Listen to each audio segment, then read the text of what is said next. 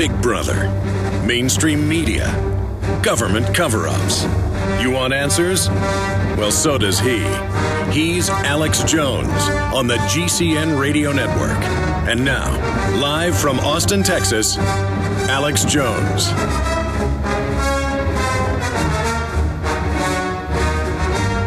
Welcome to the broadcast. This is the Alex Jones Show. Mike Adams, the health ranger, sitting in for Alex today on this Wednesday, March 6th, 2013. Yes, Hugo Chavez is dead. At least his physical body is dead. His soul is no doubt rotting someplace where he's inhaling a lot of sulfur right now. And we're going to be talking about that on the show today, of course. Plus, we're hoping to get Max here in the studio. He's an Infowars employee from Venezuela to give us some, really well-informed perspective on the death of Chavez. And I know in America everybody says Chavez, but in South America it's Chavez, so that's the pronunciation I'm going with. But anyway, there are a lot of implications for this, and there are a lot of parallels to what is happening in America today, parallel to what Chavez did to Venezuela since, 1998.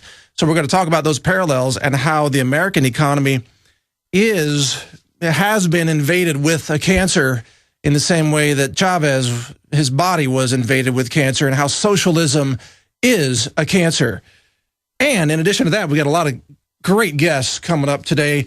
Now, the guest segments are going to be relatively short because we've got so much news coming in. And in the third hour, we've got two special reports and some interesting dialogue with InfoWarriors David Knight and Aaron Dykes, who will be in studio with me here. That's the third hour. Before then, we've got Liz Reitzig with an update on the raw milk public debate in Maryland. Just a quick update from her at the bottom of this hour. We've got James Stewart popping in with a success story of victory, entrepreneurial victory versus state tyranny. He is the raw milk man from California that they threw in jail for selling fresh milk, or actually not even selling it, just distributing it at a pickup point in Los Angeles.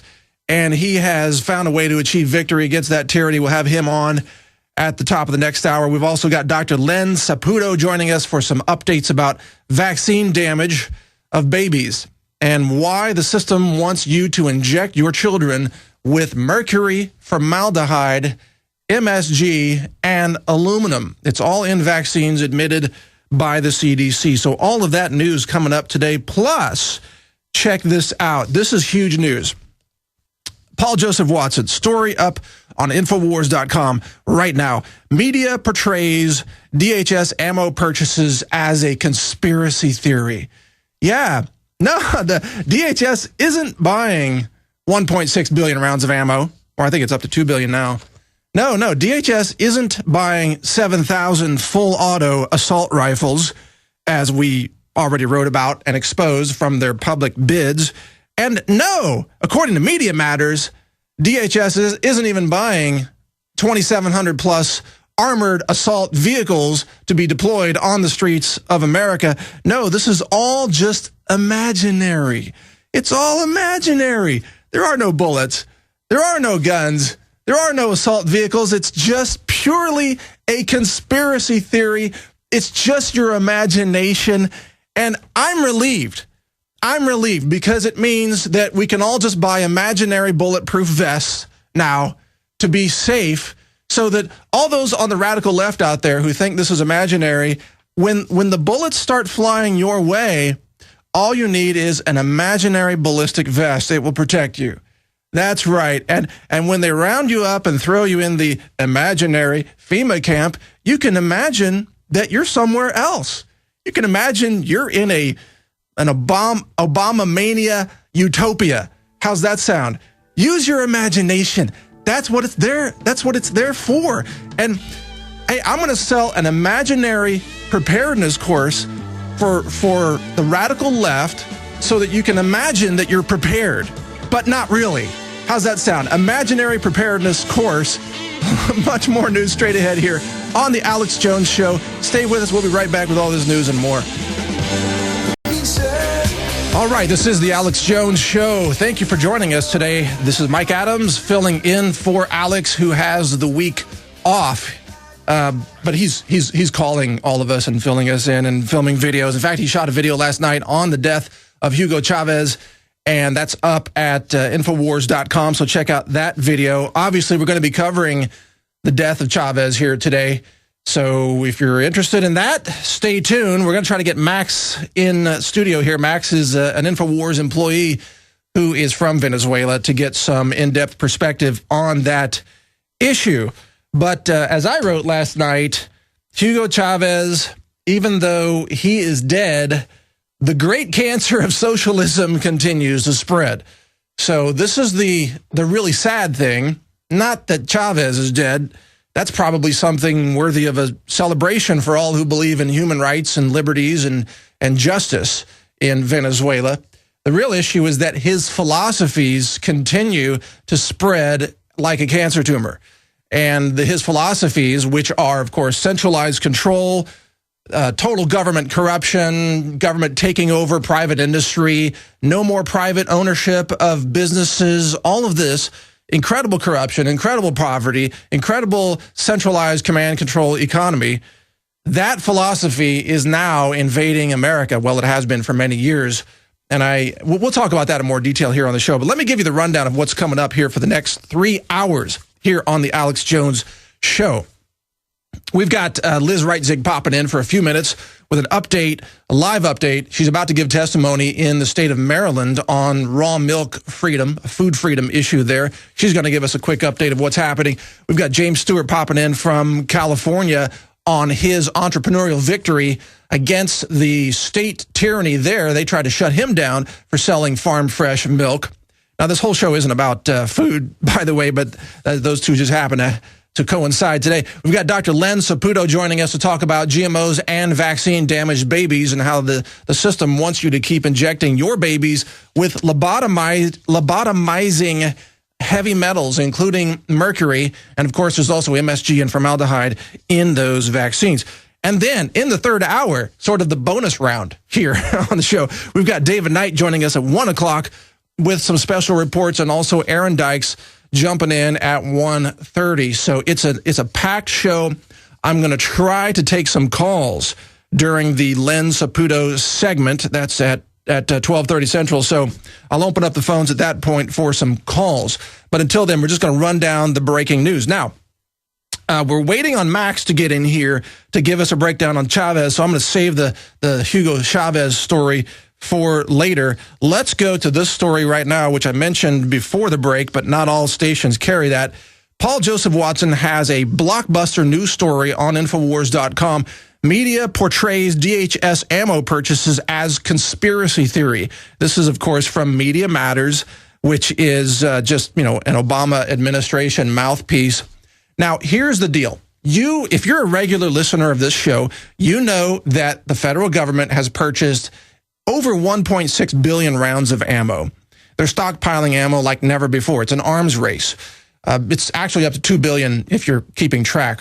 And we've shown you the documents from the bid contracts with the actual numbers right there. It's all out in the open. We've shown you that DHS is purchasing 7,000 full auto assault rifles as well.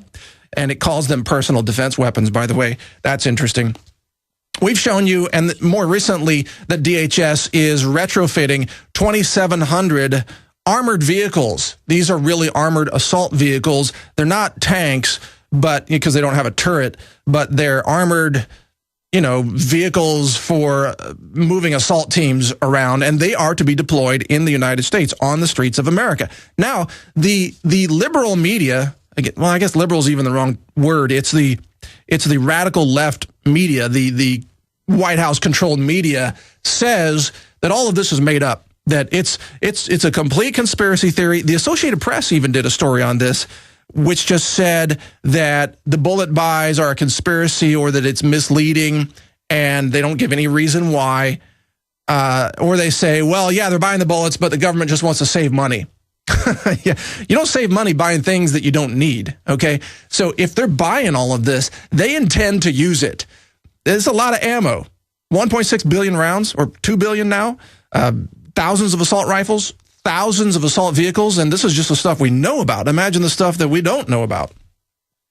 But the left says this is all imaginary. So as I was joking before the break there, wow, that makes our job very simple, very easy to prepare. Since I guess all of this is imaginary, we could just, to defend against, imaginary tyranny, we could just buy imaginary ballistic vest.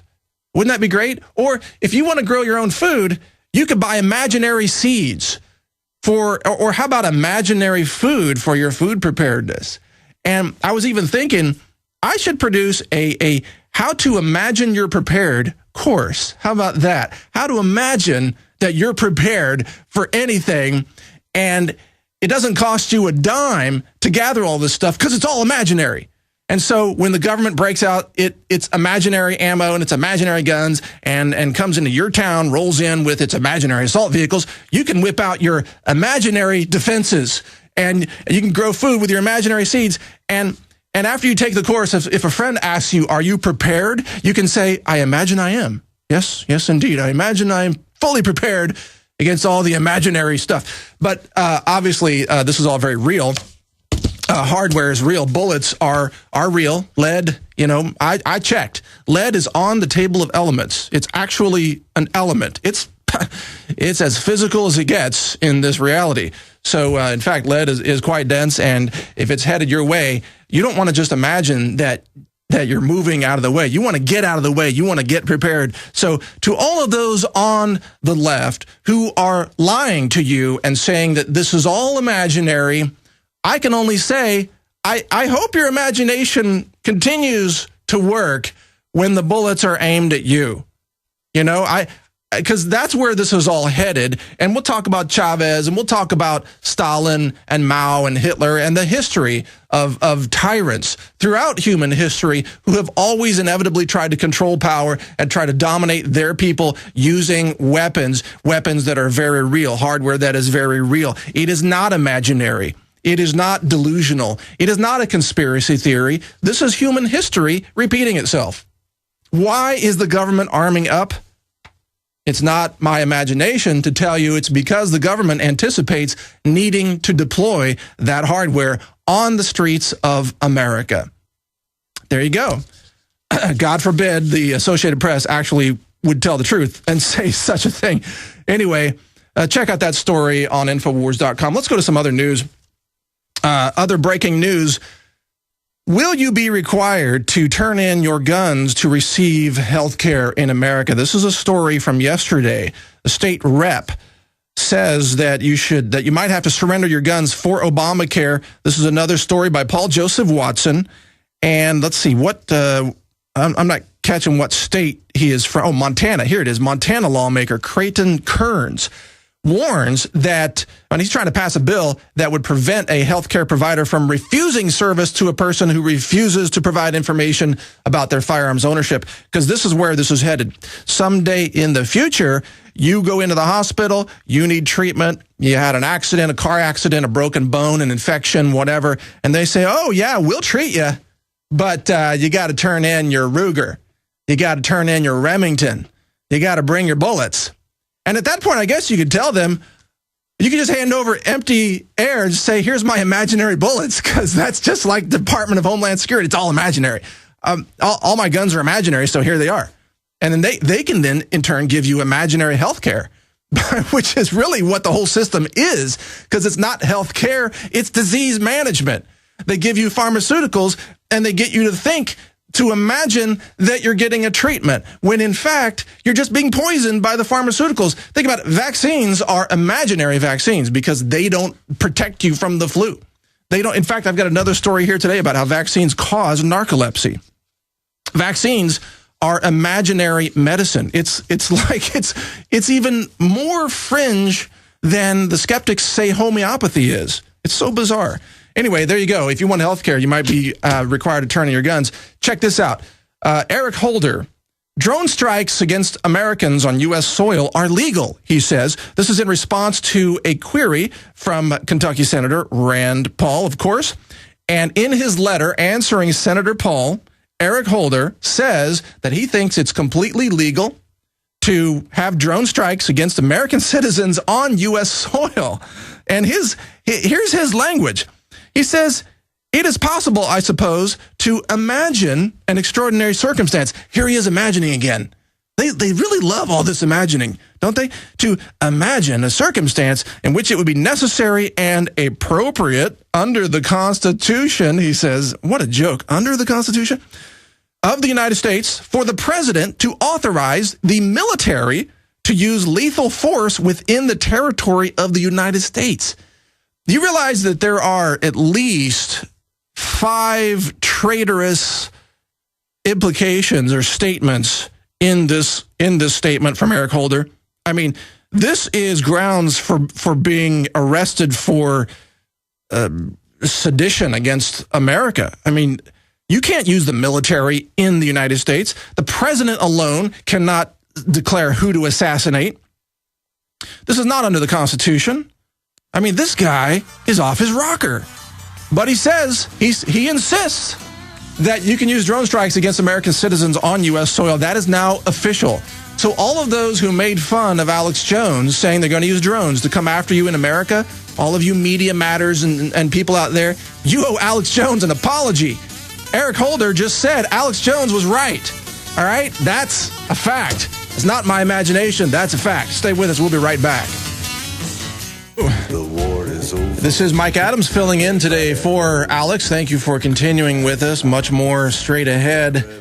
I just can't believe that we live in a country where the Attorney General, who is supposed to be the person who upholds the law, the top law defender of the country, says that the government, that one man, the president, can decide to kill an unlimited number of American people on U.S. soil with no due process, no charges ever being levied against you, no rights, no attorney, not even a trial by jury, man. I mean, you talk about tyranny.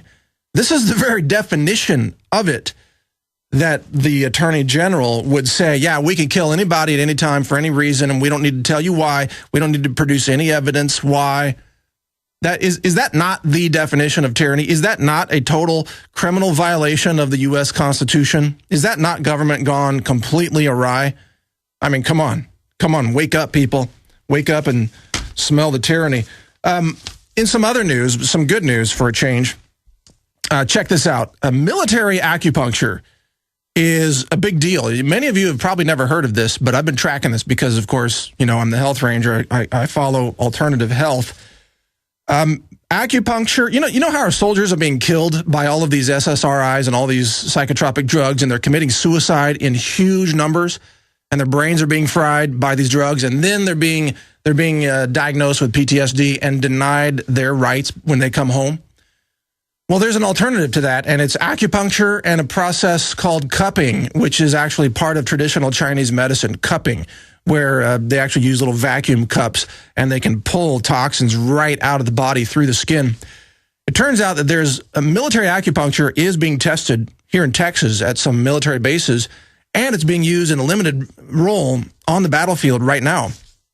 And it works. That's the amazing thing. No side effects, no drugs. It doesn't cause psychosis. It doesn't promote suicides. It's virtually painless. It's easy. It's totally safe. Military acupuncture. I want to just encourage you all to use this term, to think about this.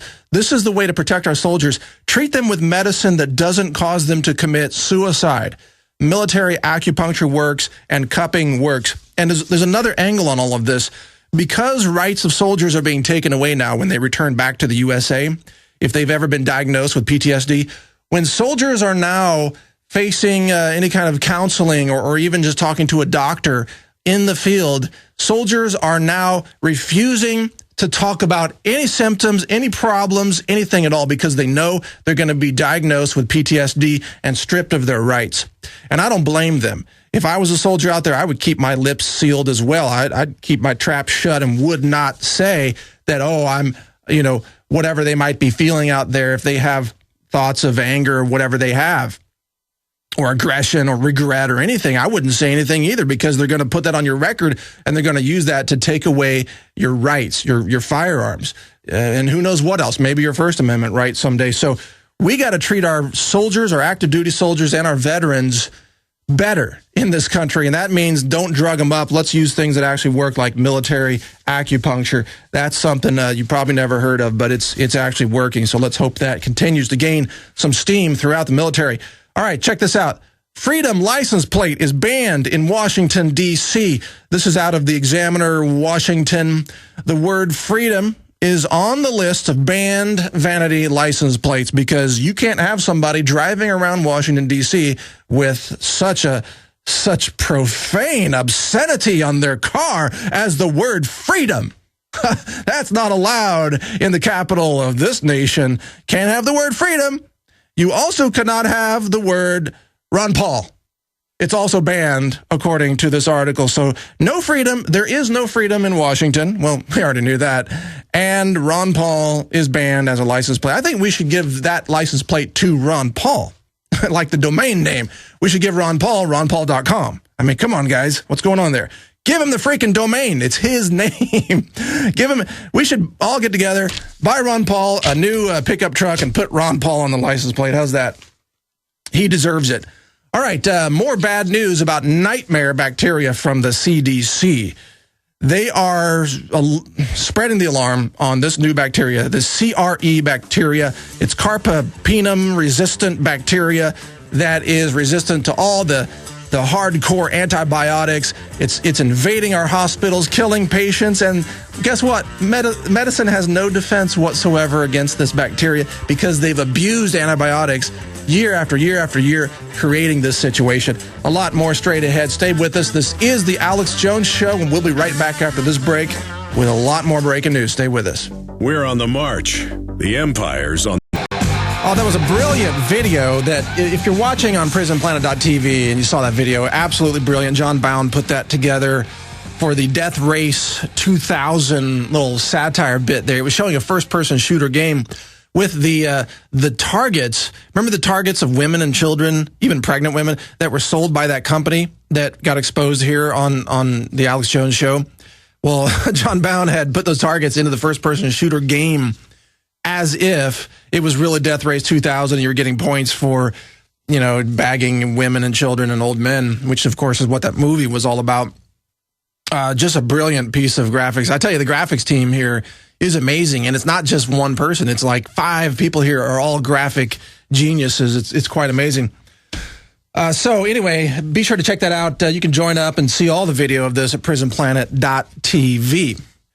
Now, joining us for just a few minutes, a quick update by phone, live from the scene of where testimony is being given today in Maryland, is Liz Reitzig. She is, of course, one of the key leaders on the issue of raw milk freedom. She was part of the Raw Milk Freedom Riders and has been engaged in a lot of activism on the side of food freedom and milk choice freedom in America. I can't even believe we have to have this conversation, but raw milk continues to be illegal in most states. So Liz is joining us today. She's about to give testimony. Liz, welcome to the Alex Jones Show. Hi, Mike. Thanks so much for having me on. It's great to be here. Oh, well, thanks for joining us, and thanks for keeping me posted and in the loop on all of this. You're about to give testimony. I've got a copy of it in my hands, but give us the breakdown of what's going on there and what are you going to say? Well, basically, cow shares, which is a valid way for people to obtain raw milk, have been criminalized in Maryland for the past 7 or 8 years.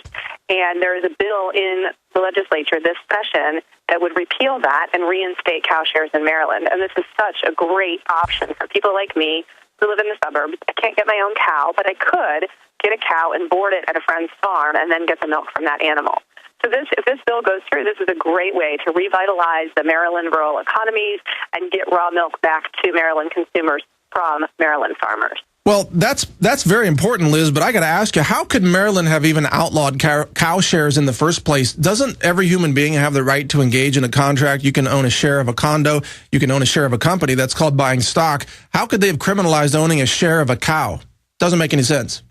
Yeah, well, what they did is the Department of Health and Mental Hygiene they changed the definition of sale of raw milk. So currently, before that, sales of raw milk were illegal. And they just altered the definition to include cow share arrangements or any dairy animal share arrangements to make that illegal as well. They just changed the definition of sale to include those. Wow. And so, of course, a lot of the farmers who would do cow shares are also, they also have larger dairies that sell to co-ops and whatnot. So the threat of being shut down and just being destitute financially keeps them from actually engaging in the contractual arrangements known as cow shares. So I assume there's a lot of support for the repeal of that, very bad, ill-conceived law. I know you're testifying, but tell us about the nature of the support today. Are there lots of people there to testify with you, or what's going on? Well, there are a tremendous number of people in support, but unfortunately, we are getting hit with our only snowstorm of the entire season today. So a lot of people who are planning to be here in person are snowed in, and they're submitting their written testimony to the committee. So they will still be heard, and it's officially in the record. They just won't be here in person. Well, how appropriate, since the entire criminalization of raw milk is such a snow job to begin with. I guess nature is unfortunately interfering with your ability to repeal that. When is a decision expected based on all of this testimony? Well, the hearing is today, and then usually the committee votes like anywhere from 3 days to a couple of weeks after the hearing. And then if it gets referred out of committee positively, like if enough members vote yes in favor of it, then it will go to the whole House here in Maryland. And then if it gets voted favorably out of the House, it will cross over to the Senate and go through the same process there. So it's still got several steps that it needs to go through in order for this to become decriminalized. Wow, so hoping to see this happen, and if not, we're just hoping to see a lot of awareness built around the issue and for more people to look at the issue and start engaging directly with their local farmers. So there are a lot of opportunities for the dairy industry to still intervene and make sure that this doesn't get repealed. Right, and they will be here today testifying in opposition, as well as the health department. So the dairy industry, just to be clear, I mean, I don't know what the case is there locally, but in other states, I've seen the dairy industry be very, very aggressive at trying to monopolize the market of milk by, criminalizing raw milk, fresh milk, and making sure that everybody has to buy their pasteurized, homogenized, factory-produced product. How bad is that situation in Maryland? Oh, it's awful in Maryland. In the past about 20 years, we've lost over 500 dairies. We're down to only 496 right now, which is it's dismal. And the prediction from the dairy industry itself is that we're going to continue to lose dairy farms, and the ones that are going to survive are going to continue to be subsidized by federal tax dollars. And their continued recommendation is to keep banning raw milk. So here we have the solution to the dairy failure problem, and they're saying, no, don't do it. It's reminiscent of propping up a horse and buggy industry after the car comes on the market. Yeah. Incredible. Did you mention earlier that the name of the department there is called the Department of Health and Mental Hygiene? Is that correct? That's correct. That's the name of our health department here in Maryland. Mental hygiene. What? That's right.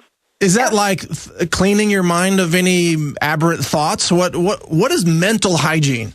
Well, I've heard it translated as brainwashing. Well, that's exactly what it is. Wow, the Department of Mental Hygiene. That should be in the novel 1984. I mean, we should retroactively put that in the novel. The Department of Mental Hygiene, cleansing you of all dirty thoughts, such as individual ideas or fresh milk from a farm. Oh my God, what a terrible thing.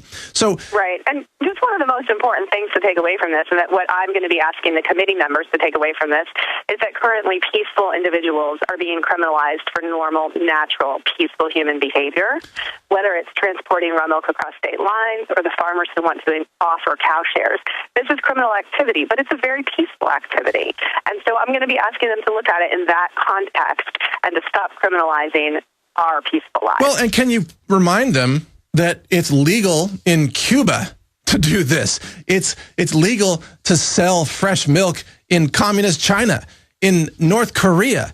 I mean, come on. America, land of the free, you can't buy and sell fresh milk from a farm? And that our country was raised on raw milk. I mean, come on. That's right. I mean, it's completely backwards right now. It really is. Well, apparently, Liz, you have not had enough mental hygiene. So you need some more mental hygiene therapies. Give us your website so that people can, stay tuned in to your blogs and everything. Well, I'm working with the Farm Food Freedom Coalition currently, so it's farmfoodfreedom.org. But we don't have updates on the specific legislation on that site. But if you go to realmilk.com, they have a section about what's going on in each state, and I'm pretty sure they'll be covering it as well. All right, realmilk.com. But it's also a great way for anybody out there who wants to connect to their local milk sources or other local food sources. It's a great resource for that, realmilk.com. Well, Liz, you're an amazing activist and a great spokesperson. Thank you for joining us today, and thank you for your testimony in Maryland. Keep us posted on the outcome, okay? Well, thank you so much, Mike. Have a great day. You too. Thank you, Liz. Well, there goes Liz Reitzig, farmfoodfreedom.org. Wow. I mean, isn't that amazing? An amazing commentary on the state of America today, where we can't even buy and sell raw milk without being raided at gunpoint and going to prison and being considered a felon. I mean, it's unbelievable. I can't believe that I have to sit here and talk about that. Of all the things that we should be talking about, I'd love to be talking about food self-reliance, how to grow your own food supply. I'd love to be talking about, consciousness and the nature of reality. But we got to talk about the criminalization of raw milk. It drives me nuts. All right, let's move on to some other news. But real quick, guys, do we have Max wrangled in here yet? Okay, all right. Max is still AWOL at the moment. We're going to talk about Chavez, okay, and Venezuela and socialism. But we wanted to get Max in here to talk about that. We may run out of time because we've got guests coming up for the next hour. But you guys just let me know. In fact, if he shows up. Yeah, they told me that he's sobbing at the very, very sad death of the tyrant Chavez. And can you get him some more tissue, clean him up, give him some mental hygiene, and then we can get him in here. How about that? When he shows up, just bring him on in here. I don't care if you interrupt. Let's just go on to some other news. Yeah, the sound effects with it was it like a 5-second delay? All right. Let me just say this about Chavez while we're trying to wrangle in Max. Chavez is part of this cult of what I call giggling control freaks. All right. These giggling control freaks are trying to take over the world. They think everything is so funny.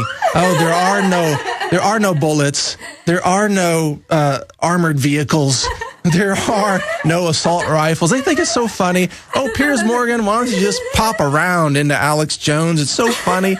Do it in uniform, too. Isn't it hilarious? They think everything's so funny to them. These giggling control freaks. All right, enough of the giggling control freaks.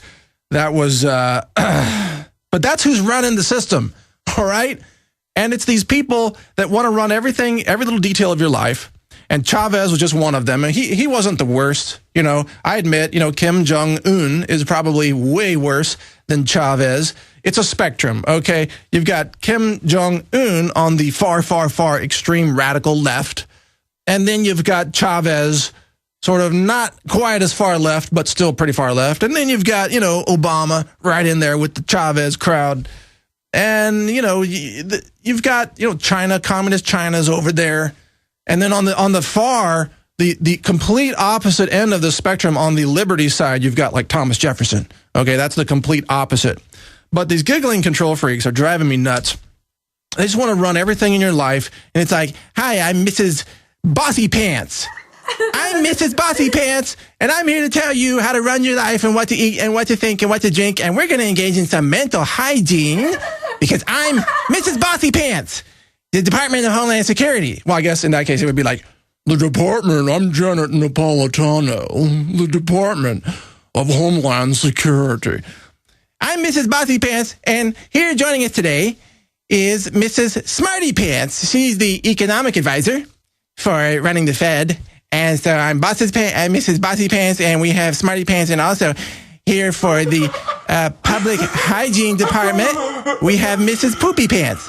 So we're together. We are Bossy Pants, Smarty Pants, and Poopy Pants. We are the trio of government wisdom. And we are here to tell you how to run your life. And Chavez's death was such a terrible, terrible thing. We are sobbing in our beds today for Chavez. Oh, great one. Why did you leave us?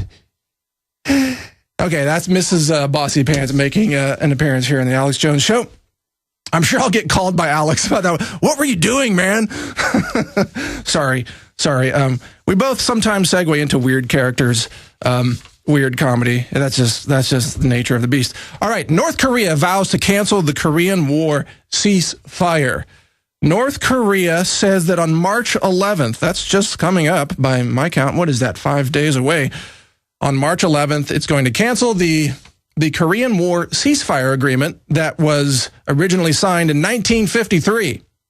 So how wonderful will that be with a completely insane tyrant, Kim Jong-un, who has nuclear weapons, all right? And this guy is testing more nukes to miniaturize them, to put them on intercontinental ballistic missiles, ICBMs, so that he can launch them into high altitude, not even orbit, but just high altitude above North America, where he can detonate the nuke, which will, of course, cause a massive EMP blast that will fry the entire power grid. So if there actually is a threat against America, a military threat, I'm not talking about the fictional nonsense, war on terror, everything's war on terror. If there's a real threat against America, it's North Korea, all right? If there's a real justification for going in and taking out a crazy nuclear-armed tyrant who is threatening America like never before, this is it. Kim Jong-un, I mean, look, overall, I'm anti-war. Overall, I'm anti-intervention, I should say. But I'm pro-self-defense and I'm pro-national defense. This is a case for national defense. I mean, Kim Jong-un, if he gets those nukes onto those missiles and he launches them over, California or Oregon or Washington and sets those off in high altitude, man, we're going to have an EMP blast wave. Your electronics are fried. Internet's down. All these Facebook addicts are running around the streets like zombies trying to figure, I'm not online. What do I do? Where's Mrs. Bossy Pants? They're going to freak out. And they're going to be hungry in about 6 hours. They're going to try to come after your food. I mean, that's a nightmare scenario. Imagine if all the Facebook trolls actually came out of their parents' basements all at once and flooding the streets with trolls, and who actually have to face people face to face for the first time in their entire history. It would be like, what's that movie with Bruce Willis, Surrogate, right? Remember that? Where they had to come out of there. They were all like, they had robots, it wasn't virtual reality. They were actually hardware robots running around the streets. But you would sit in your simulator control bed at home while your robot, your surrogate, was out there on the streets interacting with people. And the surrogate was always like super cool, model face, perfect hair, everything. While the people back at home in their beds were all like these giant sloths and, pale, diseased, can hardly muscle atrophy, can't even get out of the bed. Well, that's what we become in society today. So many people are not getting even out. And if they have to get out, it's going to look like a zombie apocalypse, even if it's not for real. It's going to look like it, and it's going to be real chaos. So we better shut down Kim Jong-un, is my point, before he gets those nukes flying our direction. All right? Stay with us. We'll be right back on the Alex Jones Show. A lot more straight ahead. And I will get more serious, I promise, when we come back. All right, we're continuing. Thank you for joining us. This is the Alex Jones Show. Mike Adams, the health ranger, filling in for Alex today. And be sure to check out Infowars.com for the latest breaking news by Paul Joseph Watson. My website's naturalnews.com if you want to check that out. And I've got a story on Hugo Chavez today and the cancer of socialism. By the way, Aaron Dykes just was talking to me during the break, and he said that when he heard the phrase mental hygiene in our interview with Liz Reitzig, that set off a red flag in his mind because, he researches a lot of the history of control of humans and the Rockefellers and eugenics and everything else. And he said, yeah, that phrase mental hygiene is a keyword of the eugenics movement, and that's the name of the Maryland department. It is actually called what is it? The Department of Health and Mental Hygiene. That's the name. When Liz said that, it freaked me out. I thought she misspoke or something, but no, that's the actual name of the Department of Health and Mental Hygiene. So by that, they probably mean castrating people of low IQ to fulfill their eugenics little agenda. You know, that's probably the history there. I bet that's part of the history of that department in Maryland. I mean, I can't say for sure. I haven't done that research yet, but I bet that's part of the agenda, and it's eugenics and depopulation. And Aaron Dykes, of course, knows all about that. Racial hygiene, mental hygiene, and also, hey, don't forget the whole history of psychiatry, where a psychiatrist would do things like, if they thought you were mad, they would start pulling organs out of your body. In fact, there was one psychiatrist. In fact, he was the president of the American Psychiatric Association way back. I believe he was. His name was Dr. Henry Cotton. And if you were crazy, he would start pulling your teeth out. And he would actually extract teeth, and then he started extracting like nasal tissue from people. I mean, very painful stuff until you were cured. And if you were still mad after having, all your teeth pulled out, then he would just start, yanking more and more tissue until he got to the real disease. That's psychiatry for you right there. I'm not even making that up. That's real. Just search Dr. Henry Cotton, just like it sounds, Cotton. If you don't believe me, search that, and you'll freak out. And then, of course, the entire term hysterectomy, which is, of course, the surgical procedure of removing a woman's reproductive organs, that whole term means hysteria-ectomy, means getting out the hysteria. And that surgery was originally pushed as a way to prevent women from being crazy. I'm not making this up. This is true history that is, you got to know. The entire word hysterectomy means take the craziness out of the woman, and that's the history of psychiatry. That's the history of medicine. It's insane.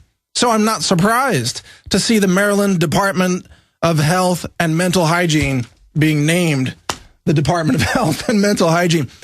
By the way, if you want some real healthy health support, immune support, we've got clean chlorella now in the Infowars store. This is the chlorella. This is the stuff that I sourced, the cleanest in the world. We did the lab test. It's a superfood, about 1/2 to 2/3 protein, loaded with chlorella and trace minerals. Clean chlorella. It's at InfoWarsStore.com, along with our full spectrum Himalayan salt loaded with healthy trace minerals and our turmeric extract, which is the most potent turmeric extract made from organic turmeric. So help support InfoWars by finding that at InfoWarsStore.com. All right, when we come back, we're going to talk about Chavez. We're finally going to get into that for real this time. I'm not joking around. Not anymore. We're going to get into Chavez's death, but unfortunately not the death of his philosophies. And then we're going to have James Stewart on in the next hour. Other guests joining us, plus Aaron Dykes and David Knight in the third hour. So stay with us. We'll be right back.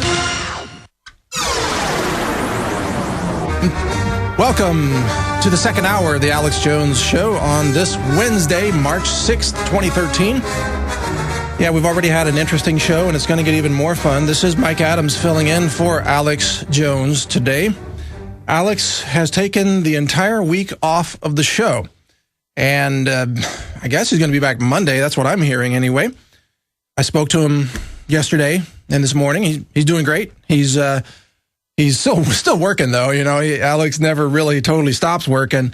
So he's shooting videos and, commenting and doing things, which I don't blame him. I can't stay away from all the crazy news either. You got to comment sooner or later. But the schedule, in case you're curious, I believe that tomorrow some of the Info Warriors here are going to be hosting. I think Aaron Dykes is hosting, and maybe McBreen, maybe. I'm not sure. And then Friday, I think Catherine Albrecht is back on. I want to thank Catherine for hosting the last couple of days. I'm not scheduled to host again until maybe another week. So anyway, I always enjoy being here, and I thank you for your support in this this time of great challenge, as Alex says. We are all Info Warriors fighting the Info War so that we don't have to fight the physical war, the real war of people slinging lead downrange. Now, of course, as I talked about in the first hour, the radical left believes that all that's imaginary. There are no bullets, there are no guns, there are no armored vehicles being purchased by DHS. It's all just it's all your imagination, but you and I know that it's actually real. And so we want to fight the info war so that we can prevent the shooting war. But we're not going to settle for anything less than the complete restoration of the Bill of Rights and the Constitution. That's the bottom line. And I know that those words that I just spoke reflect what many of you feel out there. We are not settling for anything less than the complete restoration of the Bill of Rights and the Constitution. Why should we? We're Americans. We were built on resistance to tyranny. You know, we're not going to voluntarily go along with another Chavez type of ruination of the economy as he has done in Venezuela. Not going to happen here. Not in America. Definitely not in Texas. Definitely not in Central Texas. Not going to happen.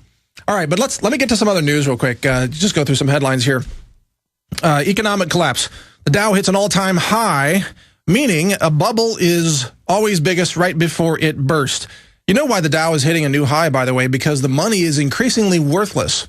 It's being eroded, deteriorated by the continued quantitative easing, infinite quantitative easing from the Federal Reserve, pumping more money into the money supply, making your dollars worth less and less every single day, making the stock market look like it's higher and higher because it's the numbers of the stock market are actually worthless dollars or increasingly worthless dollars. It is denominated. The Dow is denominated in dollars, right? So there you go. Attorney General Holder. Oh, we already covered this. The president can assassinate Americans on U.S. soil. How comforting to know that we have such an incredible defender of law and due process sitting at the helm who says, yeah, we can just kill you anytime we want. All right. U.S. plots conquest of Venezuela in the wake of Chavez's death. This is by Tony Cartolucci at Infowars.com. And I'm not sure what the source of this story is, but apparently the U.S.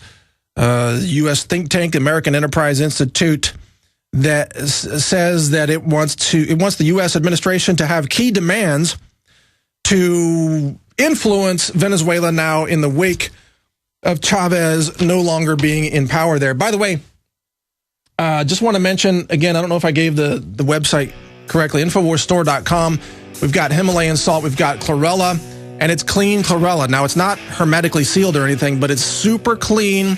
It's packaged right here in Texas in a certified organic facility, so be sure to check that out if you want some superfoods. We've got James Stewart coming up right after this break, plus more news straight ahead. So stay with us here on The Alex Jones Show. We'll be right back. All right, welcome back to The Alex Jones Show. This is Mike Adams filling in for Alex today. Thank you for joining us. This is the second hour of our 3-hour transmission live from Austin, Texas on this Wednesday, March 6th, 2013, the day after Hugo Chavez perished. At least his physical body did. We can only guess where his soul is now. But his body has perished apparently from cancer. And Venezuela is, of course, in the kind of turmoil right now, and no one's exactly sure what this means, what's going to happen next. But here to give us a little bit of perspective on this is Max Cabrera. He's an employee here at Infowars. He's from Venezuela. He doesn't have, he's obviously not there, so he doesn't know. It's not like I'm right on the street. No, he's here in Austin, Texas, but at least he can give us some perspective. So, Max, thank you for joining us today. Thanks for coming in studio. Hello, Mike. Thank you for the opportunity. Glad to be here. So give us, what do you know so far? Well, I have some information. I have been calling people in Venezuela, and they're telling me, first of all, the streets are calm. The army is out there. They are taking care of the places, the gas stations, grocery stores, because there has been a lot of panic buyers on the streets. And also there has been a little bit of looting in certain areas. But everything is under control now. Okay. So basically the country is calm in action, but they are all confused about what's going to happen. Right. Right now, the president is the former vice president of Venezuela. His name is Nicolás Maduro. He's going to be the president for the next 30 days, and then we will have elections there. We don't know the candidates yet from opposition or from the Chavez party. Right. We're still waiting on that. But even thinking about that, though, an opposition candidate would have to be a candidate that would say, well, let's return more to a free market system. But how do you even propose that when so much of the Venezuelan population is now on the government payroll, getting the free everything. I mean, that seems unlikely. Right. The opposition don't feel like they have a victory. Because, yes, the communism has been very well implemented in Venezuela. A lot of people became dependent on the government.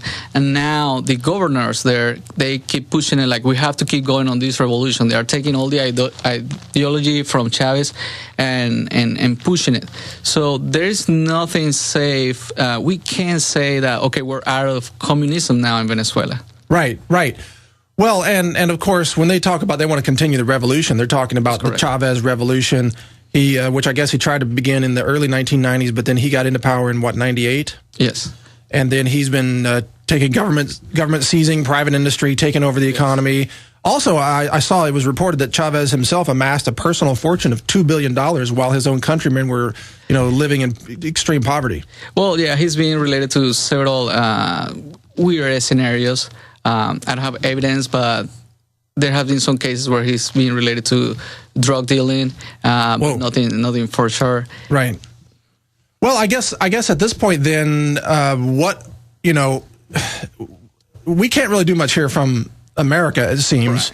But the people of Venezuela, I feel, deserve better than Chavez. That's my feeling. That's my feeling too. Especially because my family, they used to have businesses that were taken over. Some of the businesses were still waiting to get paid for. And a lot of families, they have been destroyed because of the communist ideology.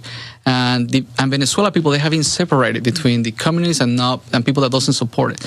Let's see if that changes now. Hopefully there will be a free market again, and hopefully people will have the opportunity that they used to have previous to Chavez. Okay. Well, I want to wish your family safety. Thank you. And blessings to them and all of your countrymen and women, of course. I want to see Venezuela become more free. I suspect you do as well. But whatever happens, will you keep us posted? Yes, of course. And if the elections, whenever we have the date for the elections, I will go down there to Venezuela to vote, and I will bring some video and pictures. I will talk to the people over there, and I will bring that back to you. Real quick, do you think will Venezuelan elections be as corrupt as American elections are, or will they be more honest? Actually, I was surprised the way they do the elections, because I went over there and I actually have some footage of it. You have to vote. You do an electronic vote, and then you get a receipt of your vote. Oh, yeah, we don't get receipts in America. So that receipt, you can put it in another box, and then at the end of the day, you're welcome to come in, and they print out what they have electronically, and then they count all the receipts. Oh, wow. Everybody's welcome to see it. And I was actually there. Common sense. It has to match, what they have in the boxes, what they have in electronically. And then when it's approved by the people that was there, they send that information. So it looks like if they are corrupting the elections, they are doing it fantastically, because it's not cash. How amazing is it that Venezuela runs a checksum system in the elections, which is smarter than the way we run them here, which is all just total electronic black box voter fraud. And something else is that we do get a president because of the votes of the people. So if somebody has 100 votes, that's what you're getting, 100 votes. Yeah. If you have 1,000, then you get 1,000. So it's not here like the electoral votes. Oh, the electoral college. The electoral college. Yeah, right. And also, now Venezuela doesn't have a Bill of Rights like America does. It has it has a constitution, but it doesn't enumerate specific rights in the same way that we have it here. Okay. Correct? Correct. So is that a barrier to the people, protecting themselves from the march of tyranny? Well, there's really, in Venezuela, we have a problem which we have a lot of laws, but they are not being considered. For example, right now, Nicolás Maduro, the vice president, he shouldn't be the president. He shouldn't? He shouldn't. It should be Diosdado Cabello. And he just decided this other guy to be the president meanwhile. So even though we have the Constitution and we have rights, they are really not implemented. At the end of the day, it's kind of a tyranny going on there, and they do whatever they want. And last question for you, Max, because I know you've got a lot of work to do here, but it's oil? I mean, oil is the big money maker in Venezuela. So it really comes down to who controls the oil, doesn't it? Right. Yeah, it is like that. So nobody knows in Venezuela, like the prices of the oil, we don't know if they're going to go up.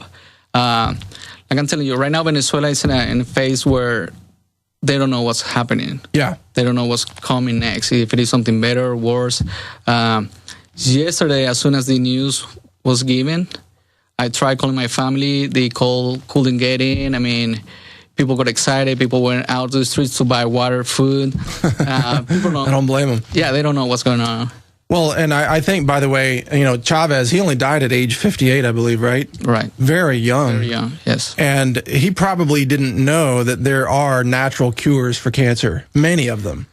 Yeah, I think it's sad that he went to Cuba to get treatment. We have great doctors in Venezuela, and actually I would say we have a better medical industry in Venezuela that there is in Cuba. So I'm shocked that he went over there. I think that's like a slap in the face for the doctors in Venezuela. Yeah, it is, really. And maybe he was scared of the doctors there. So, I mean, this it is shocking how he just left the country to get the treatment there. Probably he didn't know about natural ways to do it. Well, only the really high-level elite know about the cures for cancer. Because, the global elite, like the top 1,000 controllers of the world, they have easy access to all these cures. Right. But they don't want the public to know about them. Well, thank you, Max, for the update. Thank you, Mike. On Venezuela and Hugo Chavez no longer being with us. I have to say he was a great leader. Seriously, he knew how to talk to people. He knew how to relate to people. Hitler was a great orator. Yes, I'm not saying he was doing something right or wrong. I'm just saying he was a great leader. Right. Right now, there are thousands and thousands of people on the streets supporting him. They want to see his body. So he was really a great leader in South America and around the world. Too bad his ideology wasn't the most appropriate for the country. Well, I used to live in South America, not Venezuela, but I noticed that the cultures there do tend to side towards socialism and communism. Right. That just seems to be part of the cultural reflection down there. So, but I do believe that the people of Venezuela deserve much better than Chavez, and I would like to see that nation become a nation of liberty and individual freedom. I would like that too. Well, thank you, Max. Thank you very much. All right, that was Max Cabrera, everybody, here in studio at Infowars.com with a little bit of firsthand knowledge of what's going on in Venezuela. Now, continuing, by the way, we've got James Stewart on the line. We actually have him by Skype, guys. Is he on the line? Okay, great, because we sort of delayed James Stewart because of this of Max coming in with breaking news on Chavez. So let me just say this. There's another story on Infowars.com. Russian leader demands the investigation of Chavez's death, and they're trying to blame his death on America. Yeah, they're saying America gave him cancer, which actually, if you think about it, America gives Americans cancer. So it's really not that far-fetched. Maybe Chavez came to America, drank some diet soda, ate a bunch of aspartame, got some GMOs, took some vaccines, and he died of cancer, just like half the American population because, of all this toxic food and medicine in this country. So maybe they're right. Maybe America did give the guy cancer. Who knows? All right, let's transition. We've got an incredible story here. Many of you know James Stewart. He's known as the Californian raw milk man, but this story today is not about raw milk. This is about one man overcoming state tyranny. The state of California tried to destroy this man. They threw him in jail.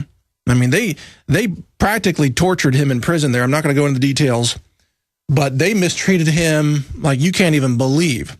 And they brought him up on multiple felony charges. They tagged him in the jail system as a dangerous prisoner.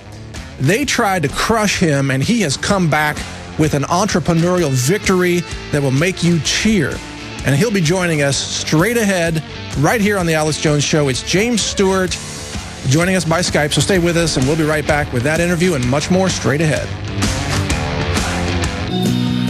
All right, for this segment and into the next, we're going to be joined by California raw milk man James Stewart with his story of overcoming an attempted crushing of his liberties and freedoms by the state, not just the state of California, but the federal government had a hand in the raw milk raids against him. But again, he's got a story of coming back from that And James, thank you for joining us today on the Alex Jones Show.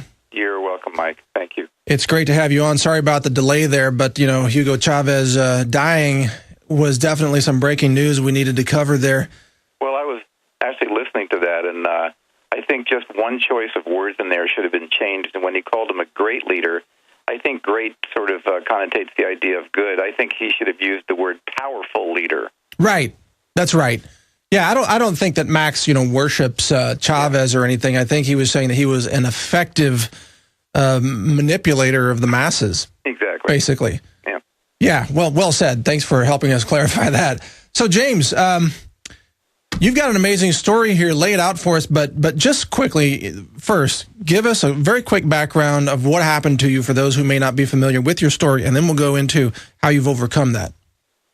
Well, for 15 years, we when I say we, the community that was called Rawsome, continued to grow until the community was over 1,000 people, approximately, of people that wanted to find the highest quality foods, and that was always in flux as well, always looking for higher quality foods. But we were continually being attacked 2005, 2010, and then finally closed in 2011 with my arrest.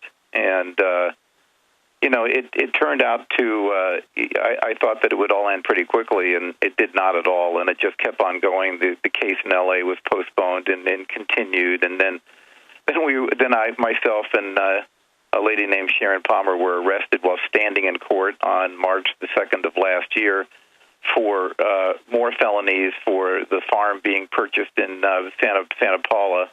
Of course, I and the club had very little to do with the investment in the farm, if anything, and that was handled by other people. And so, I ended up going to jail, actually, on my birthday of this last year. I was in jail for almost 4.5 to 5 months, and then was transferred to L.A. And by the way, when I was arrested for the charges in March the 2nd of last year, I was actually taken first to Twin Towers downtown L.A., which is where they singled me out of line, out of hundreds and hundreds of, I would consider real criminals, the people that were the thieves and the drug addicts and the murderers and the whatever, singled out by two guards, taken into an office and accused of being, and asked me if I were a sovereign. And I said, I don't know what you mean by that.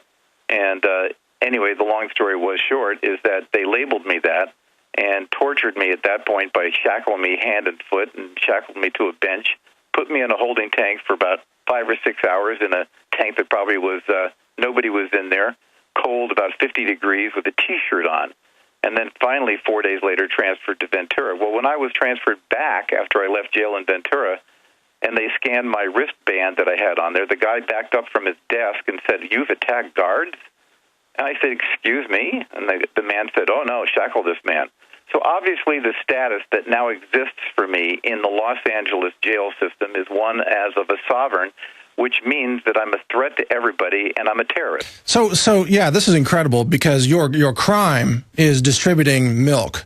Exactly. Unpasteurized milk. So they label you in the jail system as a sovereign. They have you wear a special armband, just like Hitler made the Jews back in Nazi time. They treated you like worse than a terrorist. It's an incredible story. I don't want to dwell on that, but I'm glad you provided that background so people know why this story is important. And by the way, you are correct. The wristbands they put on you are different colors depending on your supposed status. That's incredible. But despite this, their goal. You're a man in your mid 60s.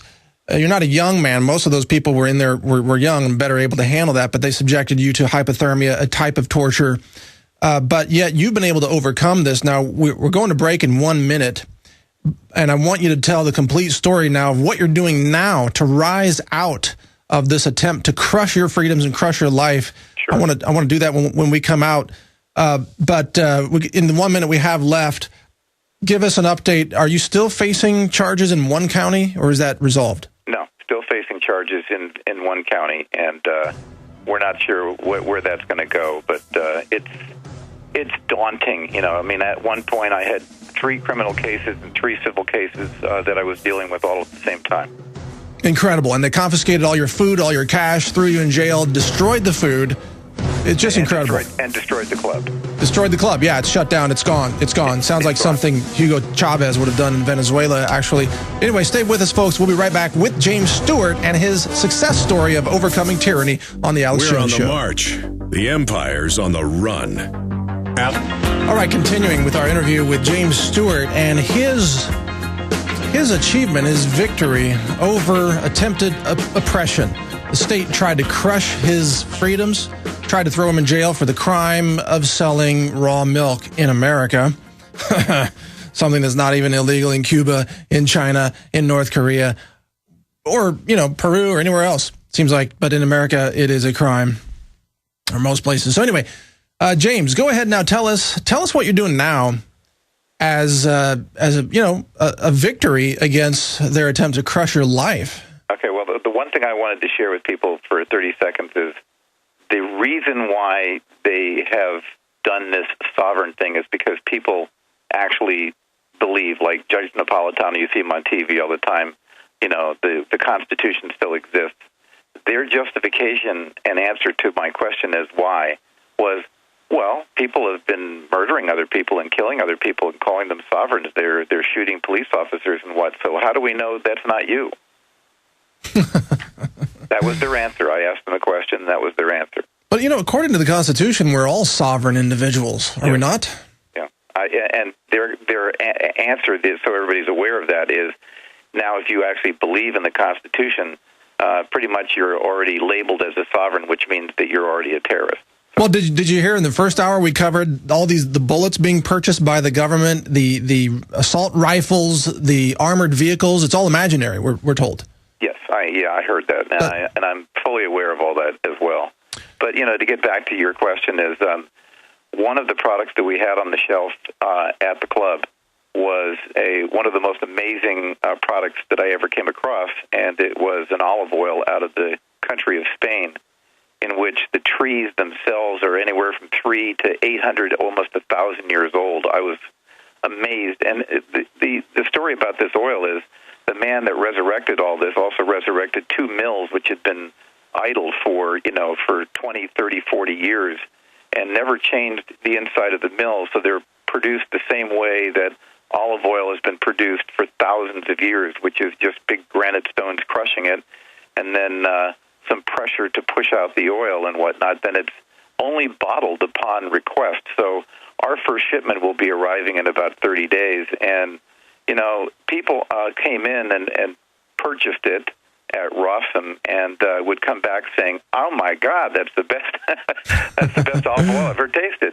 And the person who runs the company his name is Antonio Ray Sol, is a former organic beekeeper. So the man understands, sustainability. He understands non-GMO. He understands organic. So it's a pleasure to work with somebody who's still out there wanting to do the right thing. See, so that's what I love about this story is, so you're working with this olive orchard out of Spain that's 800 years old. Well, the trees themselves are 800 years old. Yeah, the trees. I don't know if the property has changed hands how many times. Oh, I'm sure. The trees themselves, and you see these trees, they're just magnificent. And by the way, I'm not sure that the people involved with me want to give out the website yet because it will be inundated most likely when that happens. Yeah. I think we might have to wait about another week or so before we do that. It's no big deal. I'll do a story about your website when the time comes. This here today is more about how you are achieving an entrepreneurial victory and creating business and creating prosperity when they tried to crush you. I mean, the state of California would rather you rot in prison, but instead you are creating opportunities and health for people. That's amazing. Mike, I never give up. Even I'll be 66 in July, but no, you're right. And by the way, I have no desire to collect unemployment or be entitled that the handouts and whatnot. I've never functioned that way, and so it took. And I actually said when I was in jail that was what I was planning to do. This whole thought of mine to do this and become the exclusive distributor for this incredible product was actually launched last year before I was even put in jail. And luckily, the owner of the company decided he'd wait for me. Wow. What a great guy. Well, what do you see as, given the experience of what happened to you, because I can imagine when you were a child, let's say, in growing up and going to elementary school, and they were teaching you American history, and you were doing the Pledge of Allegiance to the flag, you never could have imagined, I would say, that you would be thrown in jail over milk. I never imagined I'd be thrown in jail for helping to provide high-quality foods to people in a private membership club. Now, the thought of that now, to me, is incredulous and it's insanity, but that's exactly what has happened. Do you, and you, I mean, you felt it personally. Are you concerned about the direction of this country, or, I mean, where do you think this is all going? Seriously concerned. You know, you and I talk about this, and you report on this all the time about what's going on with the quality of the food sources around the country and around the world. And, you know, I see what's going on, not only with what happened to us, but what's happening to farmers of all different kinds, whether it's produce or pigs or milk or whatnot.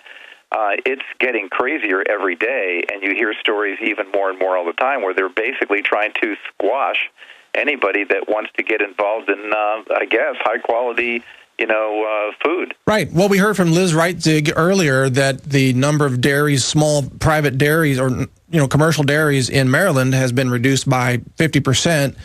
We saw the pigs in Michigan, the farmers were ordered to shoot their own pigs to kill them because of that crazy law that just went into effect there. We've seen front yard gardens attacked in Michigan, in Oklahoma, in Florida. We've got the raw milk raids on the Morningland Dairy in Missouri, and many others. I mean, these keep adding up, James. Yeah, no, they're now into the hundreds, I'm guessing, and it just seems like it's going to get worse rather than better. And I just think that everybody needs to be more and more aware of what's really going on the food source issue of things. Codes, regulations, laws are all being written and forced upon people, and then you can't even when you're supposedly doing it correctly, they still come after you. I mean, my favorite story is the Farm to Fork in Nevada. Oh, that's where they raided that outdoor picnic type of thing? It was 16 or a dozen or so farmers all meeting on each other's private property, bartering each other. I'll give you eggs if you give me produce or your chicken or whatnot. And they were contacted by the county in the state of Nevada saying that they needed a permit to do it. And then when she got the permit, they came and basically, after she had given them authority to control her, they came and poured bleach over everything and destroyed the entire community. Well, that's the pattern that we see here. It is the destruction of food. And this fits the pattern from the top, from the White House, the destruction of the economy, the destruction of jobs, the destruction of liberties. Eric Holder just said yesterday, this is a letter to Senator Rand Paul, that, yes, the president can order the assassination of American citizens on U.S. soil. That's the Attorney General saying that. And that's blatantly illegal. I saw that with Judge Napolitano being interviewed this morning. I like that guy. Yeah, I really like him. Well, why do you think they took his show Freedom Watch off the air? Well, of course, yeah. You can't have too much freedom. Did you see? You can't even have a freedom license plate in Washington, D.C. That's been banned. You can't. No, I didn't know that. No, you can't drive around Washington with the word freedom on your car. It's illegal. Oh, my God. It's just getting so insane. Yeah, it is insane. Well, we're about out of time here, James, but do you? I know you don't want to give out your olive oil website yet, but do you have another website you'll be helping us with that anyway? But yeah, we'll get it out for you. But do you have a blog website or something where people can follow you and what you're doing? Yeah, I might as well give it out. It's under the name Olive Flix, and Flix is the town in Spain where the olive oil is produced, and that is pronounced or spelled Flix as an X-ray, and so it's OLIFLIXNA. As in North America. Got it. As in NorthAmerica.com. All right, that's a tricky domain name. Our website is up and running, but we're not completely prepared yet, but I think we will be in the next 7 days. Yeah, this is kind of a pre-launch situation, but really, I thank you for joining us. I'm just glad that you have refused to lie down. You've refused to become part of the system that was trying to crush you, and you are standing out with American innovation and entrepreneurial ideas, and that's what made America great. And I will be until the day I'm not here anymore, Mike. Good for you, man. Well, good to have you on today. Mike, thank you. All right, thank you, James. That was James Stewart, everybody, the now resurging, reborn in a new entrepreneurial context, California raw milk man, going to be dealing with olive oil now from hundreds of years old trees in Spain. It's an amazing story. I like to have these stories of success against the system. You know, and actually, if you think about it, Infowars is another story of success against the system. They tried to buy out essentially Alex Jones and put him on the networks. They tried to say, here, take this money, we'll make you famous. And he said no. He said, I'm going to build it myself. I'm going to, you know, wherever it leads me, I'm going to do it myself. And he did. And that's why Infowars is here today.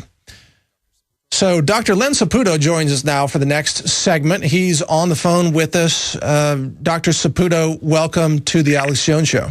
Thank you. Good to be here. Thanks for being on. It's great to have you joining us. Now, for our listeners who may not be familiar with you, you are, of course, a doctor with a lot of alternative and holistic medical knowledge and integration, therapies, lots of experience in that realm. But I wanted to talk to you today about two things in particular, Dr. Saputo, and that is GMOs and vaccine damage to children. Which one do you want to start with? Either one, doesn't matter. All right, well, let's start with the vaccines, because there's news that just came out today that vaccines increase the risk of narcolepsy in children by an astonishing amount. We've also had recent admissions by the scientific community that flu shots given to pregnant women cause a massive increase in spontaneous abortions. So we know that the vaccines are killing babies, and when they're not killed, they're often damaged. What are your thoughts on the subject, Dr. Saputo? Well, we know that the whole flu shot industry is a scam. There is very little data that shows that first of all, the shot even works. In fact, there's some data suggesting that it actually increases the risks that we have for getting influenza. It has not been tested for its safety adequately.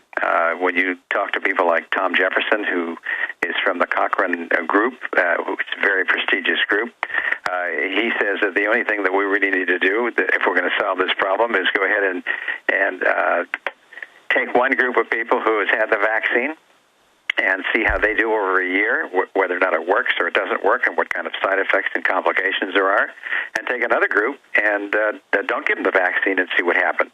And, of course, that is a simple, inexpensive, very effective way of testing vaccines, but nobody wants to do that. Yeah, they refuse to do that test. They don't, because they're horrified of the data that would come out of that.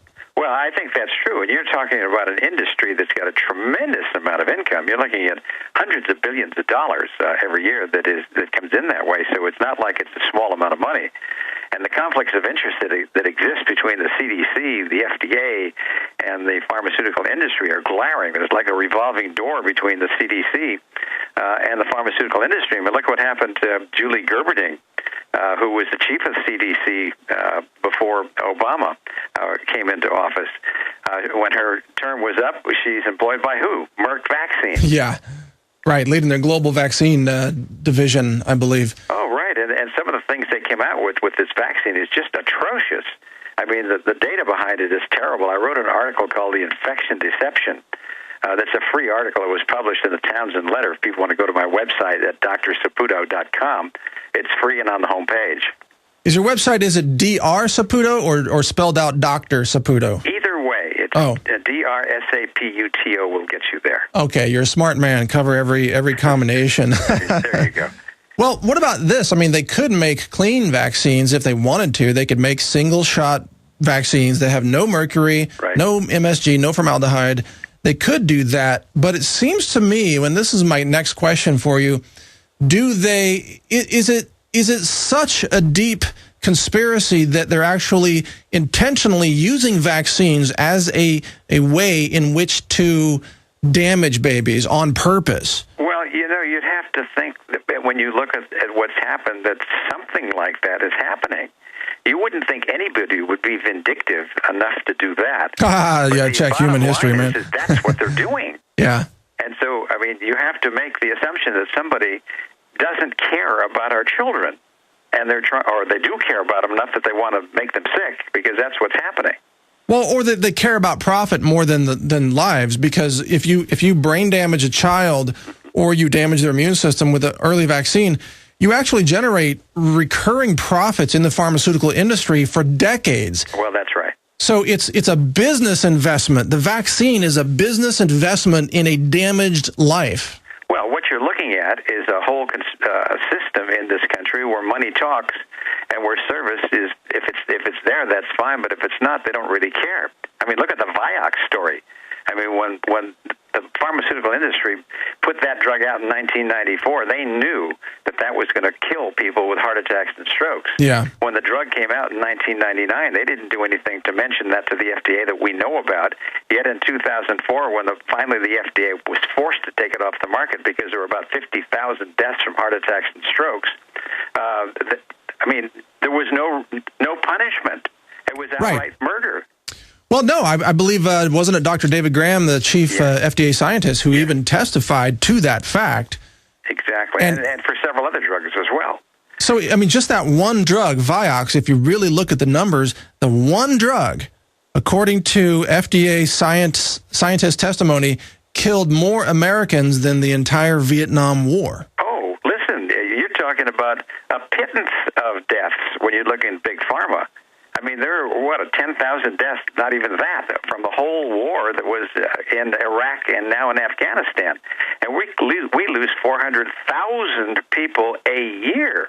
And this is documented, from pharmaceutical drugs, and side effects and complications and things that happen, even that are expected. Well, that's why it's so astonishing to me that the mainstream media will play up things like Sandy Hook and the shooting of several dozen children, which is absolutely tragic, and those lives should not be lost. But then you've got an industry that's killing orders of magnitude more children, every day. Yeah. And through vaccines and chemotherapy drugs are now given to pregnant women, which causes spontaneous abortions. The flu shots are given to pregnant women. It's insane. Well, there's no question that the system is insane, and that's what happens when you have a level of consciousness, which we have in this country, which is about me, mine, and my stuff. It's not about community. It's not about trying to build community. It's not about taking care of your neighbor. It's not working together. And until we increase our level of consciousness to a different level, we'll never solve these problems that we're facing. And so being outraged isn't sufficient. You have to evolve into that place where I agree. You want to be the change you want to see. Well, let's talk about that change, because first, we're about to go to break, but when we come back from break, I want you to give us what can people do instead of taking a flu shot. There you go. What works better? A lot. Yeah, a lot better, because like you, I haven't taken a shot in more than a decade. I can't even remember the last time I had a vaccine. And health has only improved since then. Hardly ever get sick. I just rely on... If you're listening, you know your basic freedoms are being... All right, welcome back. This is the Alex Jones Show. We're joined by Dr. Len Saputo right now. We're talking about vaccine-damaged babies and how the system seems to be actually intentionally trying to poison children and pregnant mothers with the vaccines, because they could, if they chose, make so-called clean vaccines which don't have the toxic metals and chemicals that are known to cause neurological damage and basically brain lobotomies. So, Dr. Saputo, before the break, we said we're going to talk about some solutions. What works better than a flu shot? Oh, just about everything. We don't even know the flu shot works. We have no data that shows that the flu shot works for kids or really anybody else. Okay, that's a powerful statement to make, but it's true. Yeah. Our lifestyle is the most important thing. Vitamin D in particular. Get out and get some sun. When our vitamin D levels go down, our immune system goes down. And when it goes down, you're vulnerable to all kinds of things going wrong, not just virus infections like the flu, but also cancers and many other diseases.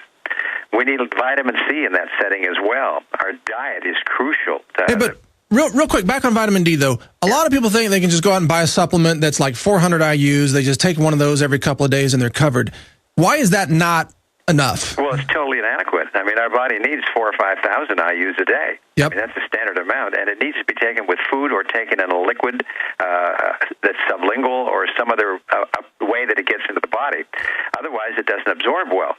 And we have an epidemic of vitamin D deficiency that's enormous at this time. Most people are low in vitamin D levels, and as I said, immunity goes south at that time. Yeah, it's like 95% of the population is deficient. Exactly, particularly in the wintertime, where we don't get the UVB rays, which are only present, by the way, in the rest of the seasons between 10 and 2 in the daytime, because there's no UVB there. And isn't this also just one more symptom of what we might call indoor disease? Living indoors, working indoors, never getting outside. You're going to be deficient. The human body was made to be outside, and we live in an asphalt jungle, basically, where we just don't get sun. And it doesn't go through glass, by the way, so you can't get it through the window. You've got to be out in the sun with your skin exposed. But then the system tells us that the sun is bad, that the sun is evil. Listen, without too much of anything's no good, okay? Well, right. I mean, you don't want to fry yourself, obviously, but... That's right. And it's when you get excessive burning of the skin that you get into problems with the cancer. But otherwise, vitamin D prevents cancer. We know a lot of data on that. Well, but it's also, you're more likely to get sunburned if you're deficient in other antioxidants. There you go. Sure, you've got to eat a healthy diet. Right. People don't realize that. You need your fruits and vegetables, and all those antioxidants are in there. Absolutely. Diet's huge. Sleep's another thing. If you don't get enough sleep, your immune system goes south.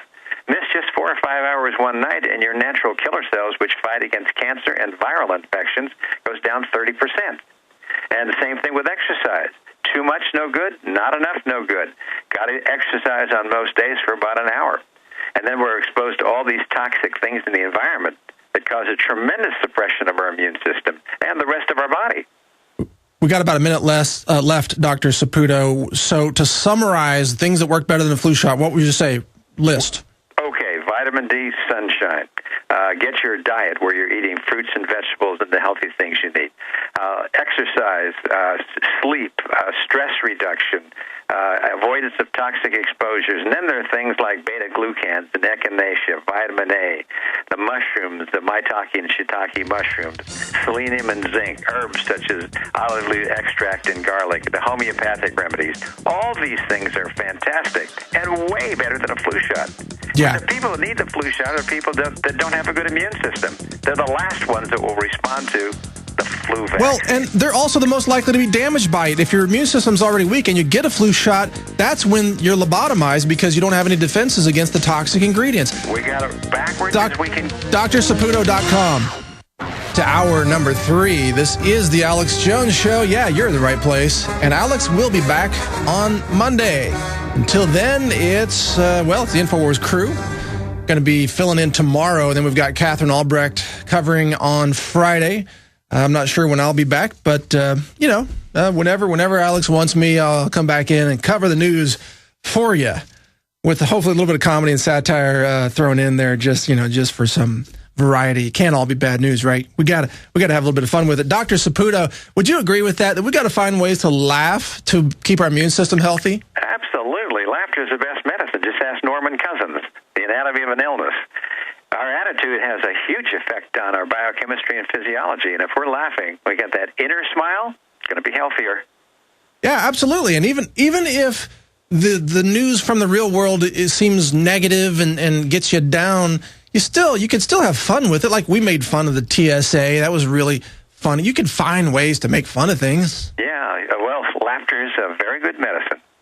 Maybe they'll ban laughter then because they'll call it, it's an illegal drug, the FDA says. When you laugh, your brain produces drugs, does it not? Yes, absolutely. You're a funny guy.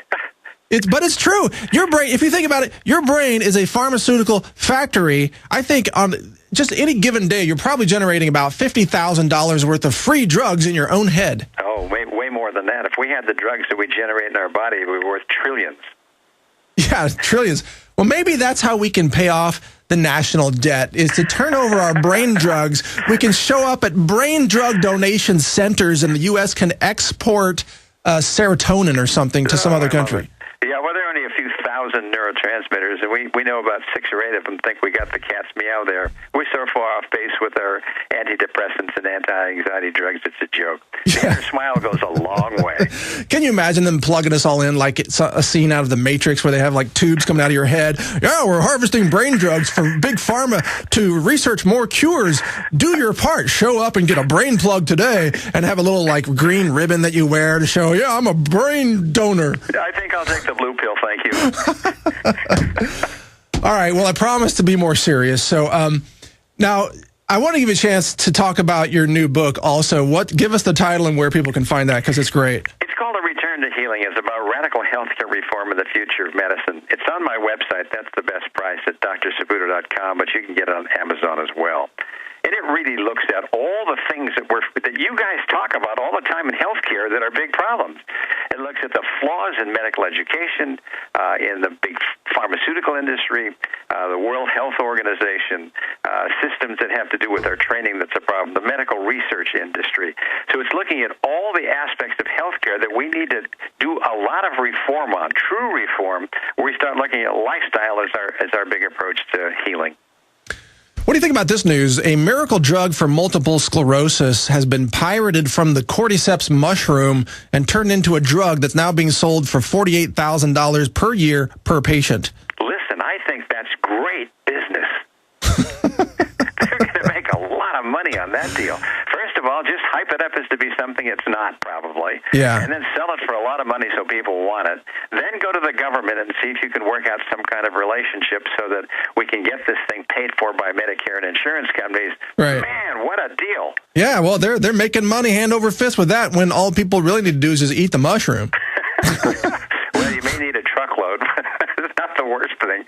Yeah, well, it's cordyceps. It's got other benefits. But isn't this amazing? The biopiracy by Big Pharma, it's out of control. Well, of course it's out of control. That's why we have direct-to-consumer ads, is to take it further out of control.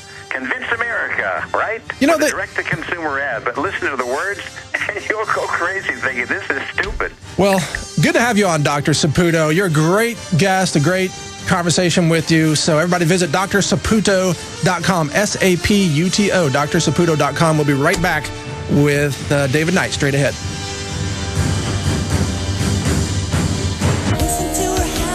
All right, welcome back. This is the Alex Jones Show, hour number 3 here on this Wednesday, March 6, 2013. Mike Adams, the Health Ranger, filling in for Alex today. He'll be back on Monday, maybe even the Sunday show. I'm not sure. Probably Monday. I guess you'll find out. We'll all find out together.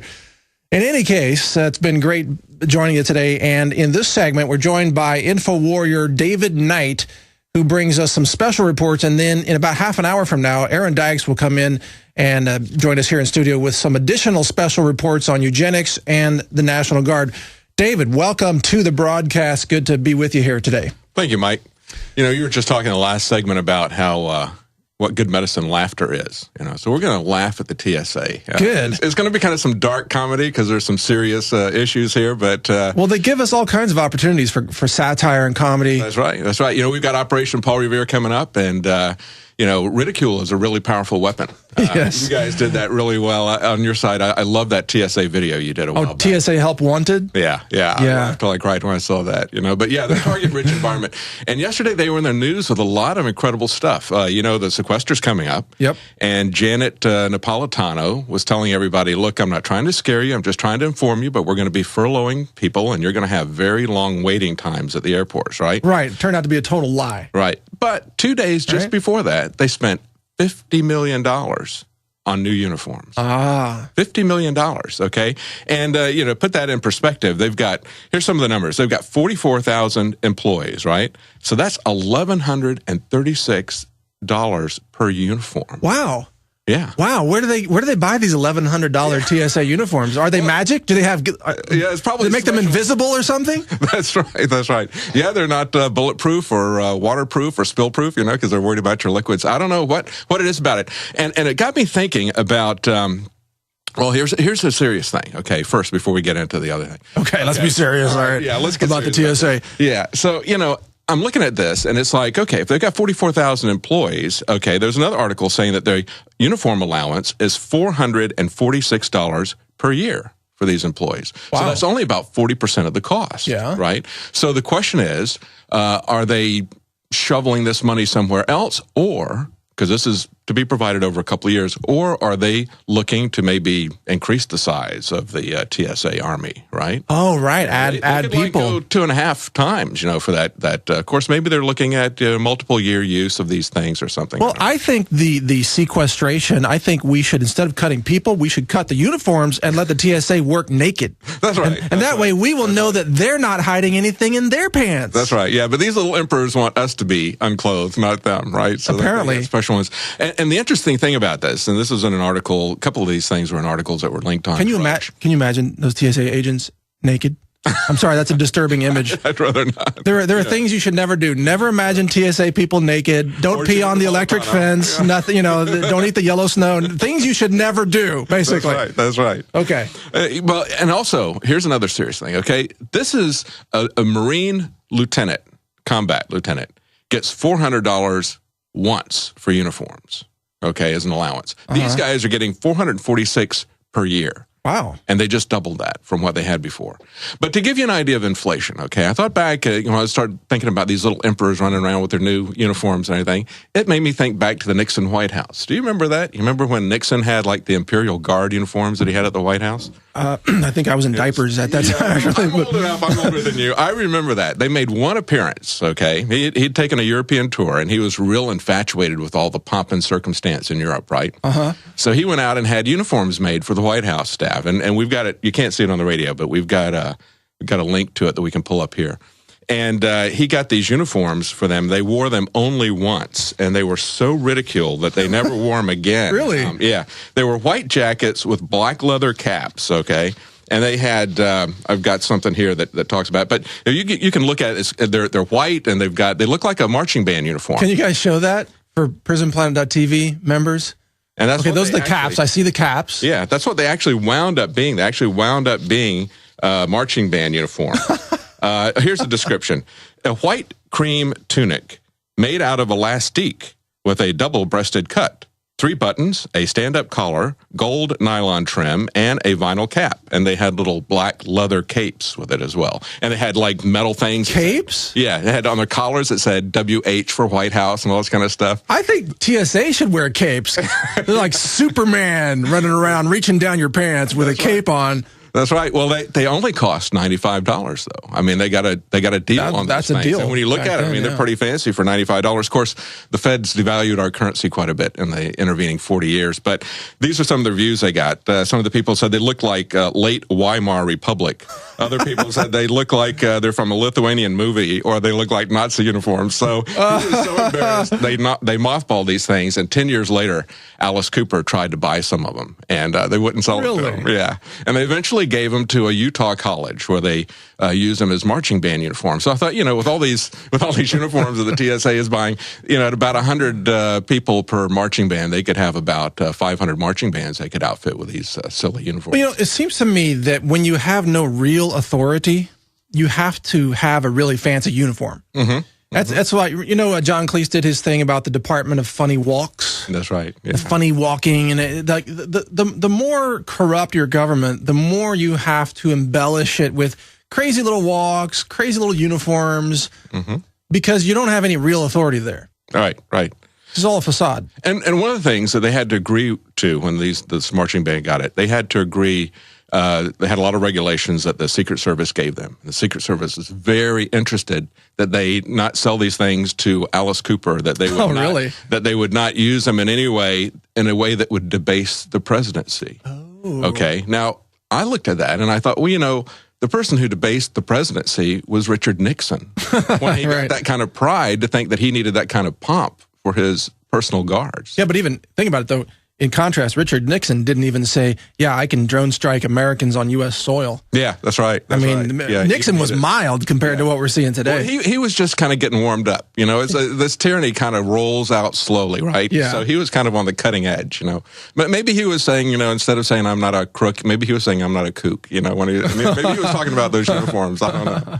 But it just kind of rolls out. But the other thing that was interesting, I thought, with the TSA is you notice that they're going to start allowing knives and golf clubs and things like that. I've been waiting for that. Yeah. I might start flying again if I can bring a knife on now. A little 2-inch blade. Yeah, that's right. Gee. But now that's only going to be legal in April, the end of April. If you were to carry on something like that now, you'd be in a lot of trouble. So what's the deal? Do all the TSA people now have enough pocket knives that they've confiscated from everybody, and now they figure, we just can't handle any more freaking knives? That's right. Legalize them again, for God's sake. They've glad the market on knives and nail clippers, I guess. Yeah. I don't know. Well, the nail clippers, there's no word as to whether or not nail clippers are still a security threat or not. So I don't know. It's that little file part. Yeah. You could file off the lock on the door. That's right. To the flight deck. That's right. And get in that way with your nail clippers. Yeah. What about, I heard they were going to still not allow golf clubs or a certain number of golf clubs, or what's the deal on that? Yeah, there was some stuff on this. It's like they're not going to allow liquids still, okay?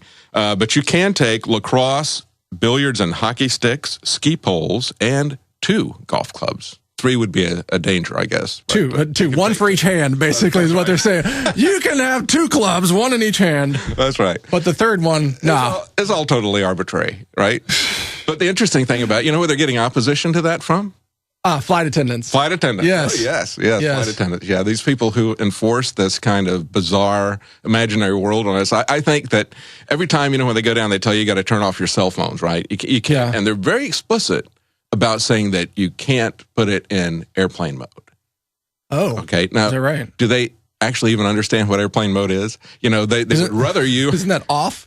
Yeah, exactly. Well, the thing is, if you just turn it off like they ask you to and make the screen go black, okay, your phone is still sending and receiving signals. So it's still working as a radio. It just doesn't look like it, okay? Yeah. And so, but, if you actually put it in airplane mode, that shuts off all radio signals. It's not looking for anything. It's not sending anything. Right. That's why they call it airplane mode. Yeah, exactly. Yeah, brilliant. But that doesn't kind of get through to the flight attendants. They don't really understand that. And I guess it kind of gets to the point, what this is all about. It's all about theater. It's all about appearances. Sure, so it is. They want your phone to have the appearance of being off, even though it's not really. Well, it's like they say, you can't bring liquids on the plane, but your body is 75% water. Right. So, if a terrorist wanted a little liquid bomb, all they have to do is swallow a little baggie of liquid, go into the bathroom, vomit it back up. They got their liquid bomb. I mean, what's the big deal? Right. Or have a fake breast, prosthetic with liquid in it. I'm sure I'm not giving terrorists new ideas. These are kind of obvious things. Right. This liquid thing is crazy. Well, it's been security theater for a long time. Yeah. Everybody's known it's been theater.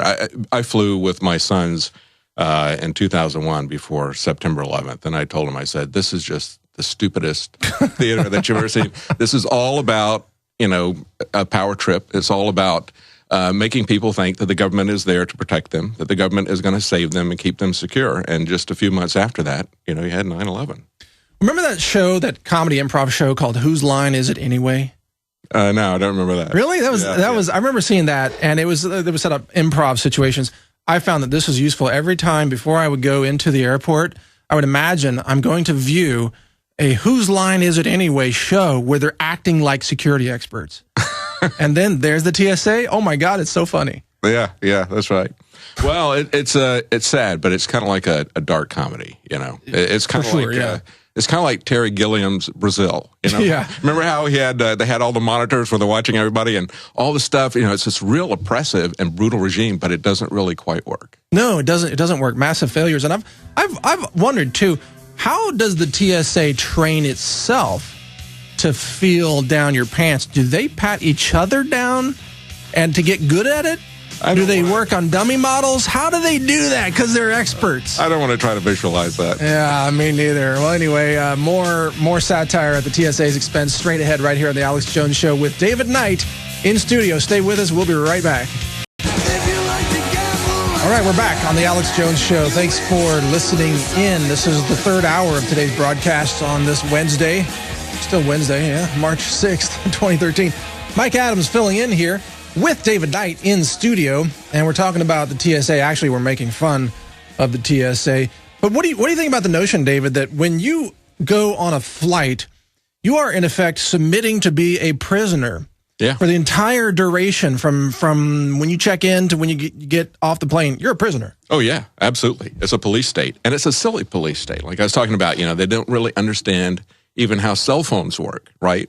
And you stop and think about it. That's another thing, too, about the 9/11 narrative. I mean, if you understand how cell phones work, you know that nobody was calling and talking to somebody at a call station for a very long time, right? It's such an obvious hole in the official story. Right. If anybody's ever tried to make a cell phone call from their phone, they pretty much know that, because the cell phone towers have an antenna pattern that deliberately is focusing the energy horizontally, not vertically. Right. Okay. And you'll be passing through the cell phone cells so quickly that they couldn't switch to keep up with you, right? So, I mean, there's a lot of different issues here, but it just doesn't work. And that's why they put Wi-Fi and they put phone service on the planes, because your phones and your Wi-Fi doesn't work on a plane. But, the whole thing is silly from the start to the finish. And like we were talking about during the break, we just don't travel that much anymore. We try to avoid it. You avoid it totally. I've got family still in North Carolina, so I can't completely avoid it. And I've done more traveling in the last few months than I've done in a decade. Well, the thing is, I would love to have an airline called Open Carry Airlines. Yeah, where to get on the plane, you got to bring a gun. That's right. Because I mean, I'd be on there with veterans and cops, FBI agents, and concealed carry citizens. I'd bring my Glock. We should all be armed. You think a terrorist is going to get on a plane like that? No way. I mean, the only requirement, you got to bring frangible ammo. That's it. They check your ammo at the gate. Here, frangible ammo. Get on the plane. Be the safest plane in the sky. That'll never happen, because remember they banned cigarette smoking. Yeah. Right. Okay. Which I agree with. I don't want to breathe other people's smoke on the plane. Right. I don't either. Yeah. But some people talked about, having plane flights where they were just going to be all smoking. Oh, yeah. They can have that. Sure. But they won't allow that. Right. Yeah. They used to have, before they did that, you had some airlines. I remember there was one airline that used to have a Texas run called Muse Air. It was a spinoff, some executives from Southwest. And they had flights where there was no smoking. For these short flights. So they knew there was a market for people who didn't want smoking. Well, there was also a market for people who wanted smoking all the time, right? Right. They won't allow even that. That's crazy. It's just the way the nanny state is. See, I'm all about choice. If you want to smoke on the airplane, that's fine. If you want to have an all smoking flight, they should allow that. Yeah. Well, I mean, look at Bloomberg's nanny state in New York, right? You can't smoke inside your barbershop, right? So they've had some guys actually get loitering tickets for going outside of their own barbershop while they're waiting for somebody to come in. They go outside their own barbershop and light up a cigarette and stand there in front of their barbershop, and then the cop gives them a ticket for loitering. That's crazy. Oh, yeah, it's New York. I think New York should have a Department of Mental Hygiene like we have in Maryland. No, I just learned today. It's a Department of Mental Hygiene. Do you think Bloomberg could pass the inspection? Yeah, well, no. See, but that's the thing. They don't give drug tests to members of Congress. You don't even have to pass a constitutional proficiency test to get into the Senate. Right. You don't even have to know what the Bill of Rights is at all. And for all we know, they can't read, right? Because maybe they can't obviously read the bills. They have to pass them to find out what's in them. I think half of them are psyched out on psych drugs. I think they're on, all kinds of drugs that inhibit their cognitive function. We should drug test Congress. That's what I'm saying. Yeah. Well, there's also that, that green money that, kind of messes up the way they think too, Yeah. Something of a drug to them. The ultimate addiction. Yeah. Cash. That's right. Yeah, that's right. Those guys, they definitely go for that. $100,000 per vote. But have you ever noticed, getting back to airplanes, that pilots treat you on the airplane the same way that the White House treats the press?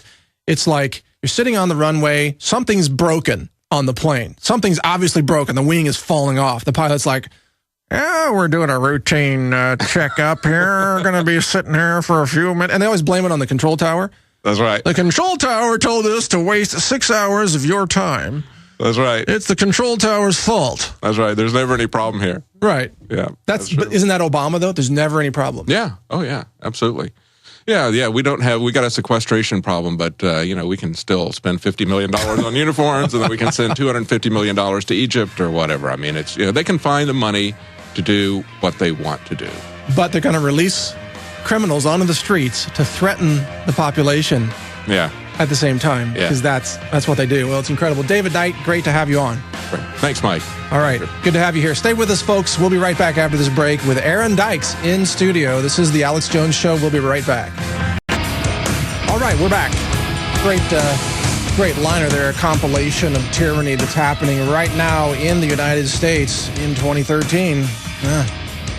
Well, we're going to turn this around, folks, and coming at you from the headquarters of the organization, Infowars, that is spearheading the effort to turn this around. This is the Alex Jones Show. Mike Adams filling in today. Aaron Dykes now joins us in studio with updated information, some good stuff from Aaron. And to start off with, what's going on with Rand Paul and his attempted filibuster right now? Well, as you know, they put forward John Brennan, one of Obama's key advisors, who actually creates the drone kill list and brings it to Obama's desk each week. He's being nominated for CIA. And so Rand Paul is filibustering right now in the Senate that nomination and saying he wants the Obama administration to promise not to kill American drones. We've got a report up on Infowars.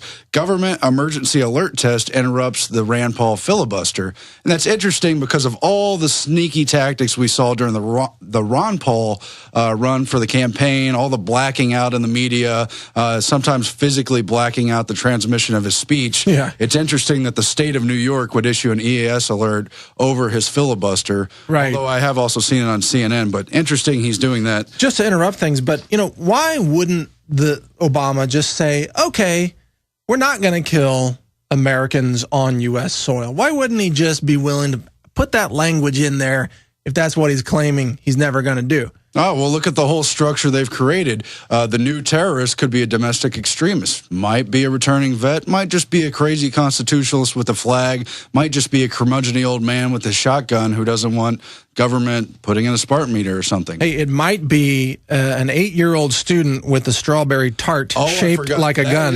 That's most dangerous. Actually, we're about to get to a special report at the very end. Oh, really? I caught a very young terrorist still in a stroller with a bubble gun. That's something we really got to work out. He was just rapid firing. He had bubbles. He had hundreds of bubble bullets in his chamber. Does the TSA allow bubble guns on airplanes anymore or ever? That's probably liquid, right? I doubt. Oh, that's a liquid. The bubbles.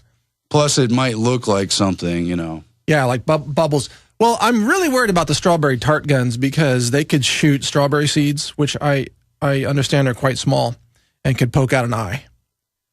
And it's part of this whole Orwellian 1984 Big Brother system where the perception is reality and everyone has to tattle on each other, and just basically even the thought, they had literal everything but literal invasion of the mind. But any sign that you're thinking of resistance, that itself is a crime. That's a thought crime. Well, that gets us to the issue of mental hygiene. Yeah. Which we mentioned that in the first hour. Freaked me out, but go ahead. About mental hygiene, but that is one of the key code words from the eugenics movement, and it goes back to the founding. But basically, they wanted to use the idea that there's crazy people and they might be reproducing faster than regular people. No. Mentally unfit people, what they called feeble-minded people. Oh. But most of this was code word. Of course, there were some messed up people, but they really wanted an excuse for the state to decide who lives and dies. Which really brings us up to modern-day socialized healthcare, where they want to rationalize it and say, well, your end-of-life care might cost $1 million plus. That's not worth it. Your life isn't of value, so we want to terminate you. That abortion's to a minority mother or someone who already has too many children, so that life isn't worth it. And that's very much the mentality of eugenics, but it itself is part of what George Orwell actually calls oligarchical collectivism. Remember Goldstein, the rebel in 1984, who actually helped establish that Big Brother system? He writes the book on the theory and practice of oligarchical collectivism. And what this is socialism in disguise.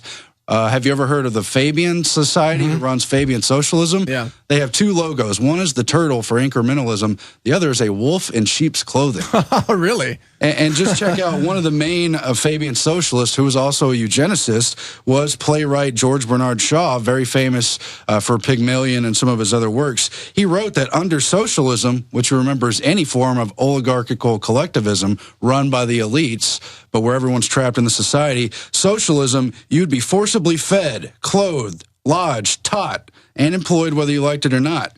But if it were discovered you had not the character and industry to be worth all this trouble, you might be executed in a kindly manner. In a kindly manner? And so that... Is that a drone strike? System, that's the New World Order system in action. I think the drone strikes are kindly because the missile arrives before you hear it. Mm-hmm. Therefore, there is no fear involved.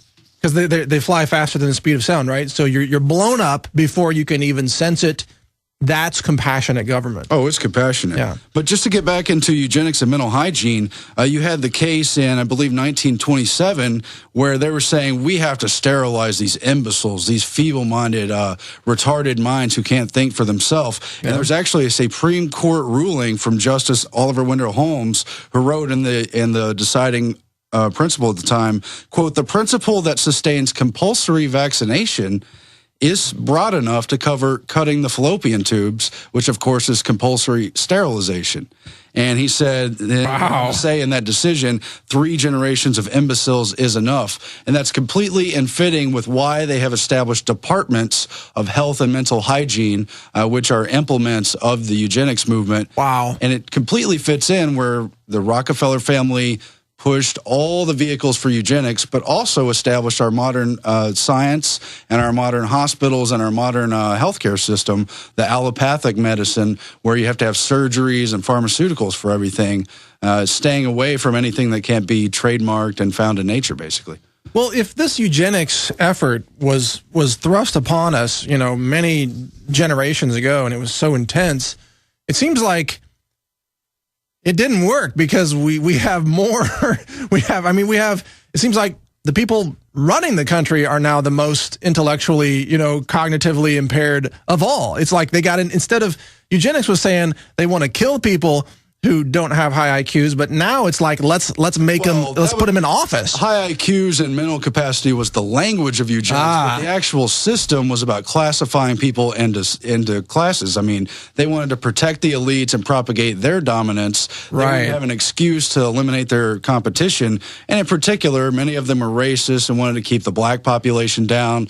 You later saw the Population Council, the United Nations Population Fund, doing really heavy-handed family planning in the third world, where they do the most brutal things to people in India and China and all these other third world developing nations. Yeah, North Korea will give you a nuclear family. They're working on that. I know. Technology. But listen, the main idea. Sorry, I just have to. I'm sorry, I can't be serious today, Aaron. It's too insane for me. Alex calls it gallows humor, but So what do you think from your research? Because you research this more than anybody I know. What is the ultimate mechanism for population control that they're going to rain down upon us now? Or is it already here with GMOs and vaccines? I think that's one of their main vehicles for sure, the soft kill. You've got technocrats like Bill Gates on the cutting edge of that. He's pushing worldwide with, mind you, the Rockefeller Foundation. They're working in lockstep to push vaccines everywhere, some of which carry covert birth control maneuvers, terminating pregnancies, causing miscarriages, causing infertility. And then the other side, he's pushing very heavy-handedly GMOs. He's got major Monsanto stock. Companies like McDonald's and so forth are interlocked with his holdings and with the board of directors with Monsanto. And that, again, works with Rockefeller, who in the 70s created what they called the Green Revolution, but it also centralized food production. Well, you mentioned vaccines. I think vaccines are birth control. I mean, vaccines are abortions. They cause spontaneous abortions. Right. And so do GMOs. Yeah. In the rat studies. Isn't that funny? Right. So the technologies. Isn't Bill Gates in town here in Austin right now? Yeah, he's here today for South by Southwest, I think. Is he feeding people GMO? What's he doing? Is he handing out cheeseburgers? A lot of that. Yeah. Those elites, they don't eat GMOs themselves. They're very meticulous. The Rockefeller family owns their own personal organic farm and has their own personal organic chefs who prepare food and supply their personal family of food. You find the same kind of thing with Chinese elites, with the Queen, the royal families, Bill Gates. These people don't eat what they're pushing to the mainstream. Put that back on, guys. Check this out. Here's the news. Melissa Melton story on Infowars.com. Bill Gates descends on Austin in controlled, pre-planned appearance. Well, I mean, versus what? A spontaneous appearance. But Bill Gates is going to be at the Dell Computer Science Hall at the University of Texas speaking to students, no doubt telling them to abort their babies with more vaccines. Well, hey, let's shift all the topics media with because Alex really wanted me to get to this special report. Oh, I'm sorry. Yeah, go for it. Public events, seeing National Guard, Texas State Guard popping up all over the place. They were at the Kite Festival, which is otherwise this happy family event. Alex saw them at a Texas Independence Day celebration. They'll do crowd control, parking, street control at different events. And the question is why? And the bottom line, I tried to point out the history in the special report, but they've perverted what was supposed to be our state militias and allowed them to be over-federalized and used by the president and the centralized federalized government branch because they had one loophole in the Constitution for when you could use military domestically on our soil, and that was to repel invasions and to put down insurrections. They were thinking about things like the Chavez Rebellion that happened after the Revolution but before the Constitution. But in our modern day, they've perverted that loophole over insurrections and used it to be any national emergency, natural disasters, terrorism, incidents. Hurricanes. And so under U.S. Northcom and under laws they've passed, including John Warner Defense Act, since that time, they've transformed more and more of the state guards as well as the National Guard into federal hands and allowed the president to take total control of emergencies. Let's roll it. Let's roll it. Aaron Dykes here for Infowars.com. We've got to ask ourselves, why are the feds preparing for a war against Americans? Why have they bought now more than 2 billion bullets, all kinds of arms and ammunition, and now more than 2,700 tanks to patrol in America and keep order? We're told it's because they love us. We're told it's to keep the peace and to increase safety. But of course, we also know from Army documents, from Homeland Security reports, and a lot of other information that it's really to occupy America and prepare for a civil unrest and a total economic collapse that will include gun confiscation. Gun confiscation is exactly what happened during the state of emergency following Hurricane Katrina in New Orleans. Now, the founders who set up the Constitution and Bill of Rights did not want a standing army because they knew history and they knew that over and over again, that's how power corrupts and takes over societies. At the same time, they were concerned about historical examples like the Chavez Rebellion that happened after the years of the Revolution, but before the Constitution, where soldiers who weren't paid formed mobs to try to take over the government. So they put in the possibility for the army to be used domestically for only one purpose, and that's to put down insurrections. This was strengthened through things like Posse Comitatus from 1878, strictly forbidding military from working with police or doing domestic operations. But that has whittled away in recent years, and there's been a concerted effort to do away with Posse Comitatus altogether and to take away the state's power over troops and National Guards and put all the power in the hands of the feds, Homeland Security, and the Department of Defense. We've, of course, seen how the military has been drilling, preparing, and training to take on Americans, put them in internment camps, and otherwise occupy the domestic sphere of society. Alex documented it as early as his Police State 2000 film and in many of his other films. Here's a short clip where Americans come to checkpoints and beg for help from the military.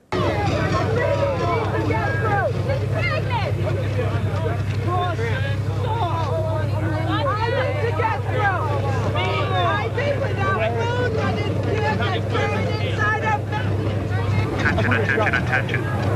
American forces are here to help. Remain calm. We will not tolerate civil disobedience. But it's in no way limited to the things that Alex has just put in his films. This has been an ongoing effort that has been accelerating. David Knight did a special report just a few weeks ago documenting only a few of the recent urban warfare drills, many of which included helicopters firing simulated live rounds over major American cities. They include Houston, Miami, Minneapolis, St. Louis, Chicago, Los Angeles, and other locales.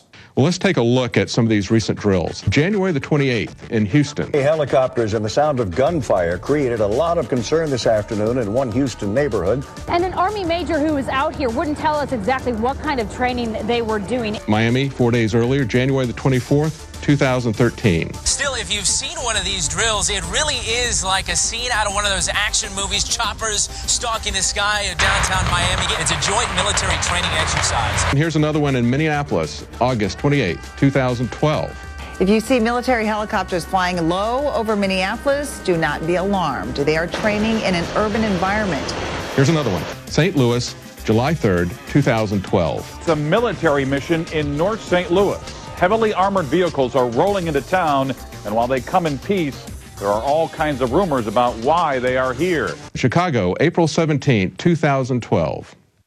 A pretty scary scene along the Chicago River turns out to be a military training exercise. Los Angeles, in January the 26th, 2012.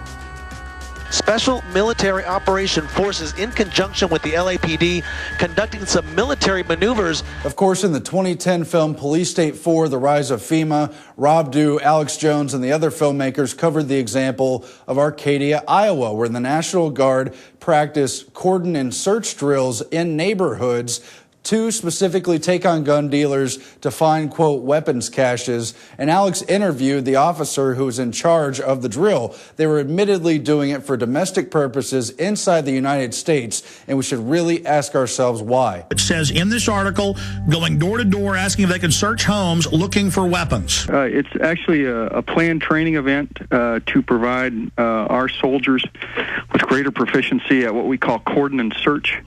Which is a mission that, just for a little background, we've deployed nearly 13,000 members of the Iowa National Guard in the global war on terror, and then actually search for caches of weapons or other kinds of contraband which could harm American forces and other like Fallujah, what we saw in Fallujah. Mm-hmm. Correct.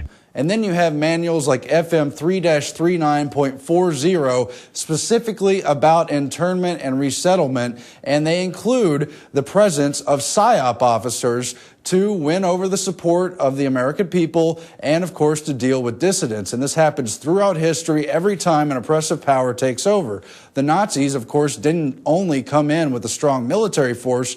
They first sent in what equates to PSYOP officers, psychological operators, who tried to win over public support. They offered children candy. They told them they were there to help. They did friendly public events. And we see this playing out again in American society, unfortunately, where National Guard military troops who aren't supposed to operate domestically are operating outside of their role, but in benign ways at innocuous events to win over public support. And this, too, has been... If you're listening... All right, we're back on the Alex Jones Show, and we are continuing with this Aaron Dykes special report video on how we are being acclimated for troops on the streets in America. Let's continue with that video report right now. Happy children, families, couples, a sunny day in early spring, all over a park in Austin. This is the scene of the Austin Kite Festival, now in its 84th year. An iconic and idyllic scene of peace and recreation. What could be better? But outside of this festive atmosphere, which had clogged downtown traffic and brought normal activities on this happy weekend day to a halt, was a military presence. The Texas State Guard, operating under the National Guard, was running part of the event. They were invited there by the Austin Exchange Club and operated with the help of police, the shuttle buses bringing Kite Festival goers to and from the event. It was admittedly run as other training exercises are in preparation for natural disasters and other emergencies as coordinated by Homeland Security and FEMA, including this article posted on the Texas State Guard website. TXSG flies high with Austin Kite Festival, where they admit in part that festival organizers and participants gave the Texas State Guard soldiers real-world training for the kind of logistical support the organization provides during natural disasters and other emergencies. Quote, this gives us the opportunity to put our training and expertise into practical use in advance of our response to hurricanes, tornadoes, floods, or fires. The National Guard first appeared in 2012 at the Austin Kite Festival, provoking several news articles. The internet was ablaze with the account of the National Guard patrolling the Austin Kite Festival in 2012.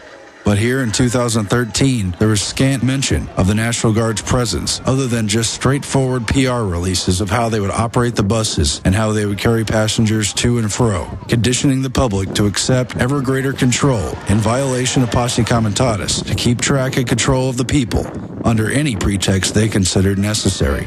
Homeland Security and FEMA have made big preparations, not only for natural disasters, but also for civil unrest or declared national emergencies. And their training exercises have routinely included the very functions that these National Guard members were carrying out during this kite festival, where they would line up the public and keep track of them as they were loaded onto buses. In 2011, Infowars reporters traveled to Denver, Colorado to cover an exercise run by Homeland Security and FEMA, where various terror scenarios and school shooter scenarios prompted school buses to load children and take them to sports stadiums. Contingency plans for natural disasters and other emergencies have included in states like Texas and New Jersey RFID wristbands, where members of the population would be tracked and tagged upon entering buses and throughout their stay at emergency centers, like the one used by FEMA during Hurricane Katrina at the Superdome, where the public was not protected but instead subjected to a laboratory of martial law conditions. While there was no sign of this kind of disaster at the Austin Kite Festival, I guess it's good that military and police were there to keep order. I actually captured a very dangerous individual on this camera, seen here at a young age in a stroller, using a terrorist weapon, the bubble gun. And there you go. That's the video report from Aaron Dykes, and you can continue to watch the whole thing at Infowars.com. Troops deployed ahead of economic collapse and gun confiscation. An outstanding report there from Aaron Dykes, and he was showing us the terror weapon bubble gun that shoots little bubbles, held by a child, if you can believe that. Oh, my goodness. And that's not even allowed on airplanes, as we talked about. In any case, the big stories today: North Korea vows to cancel the Korean War ceasefire. We've got mental hygiene in Maryland. We've got Eric Holder says, yes, they have the right to attack Americans on U.S. soil using drone strikes. And Hugo Chavez is dead. I want to thank the crew today for a great job pulling up videos and websites. CJ, Chris, and John Bound, and the rest there. Thanks, guys, for doing such an awesome job. They're dancing back there. And thanks for tuning in today. This is Mike Adams signing off for the Alex Jones Show, Infowars.com. Talk to you later.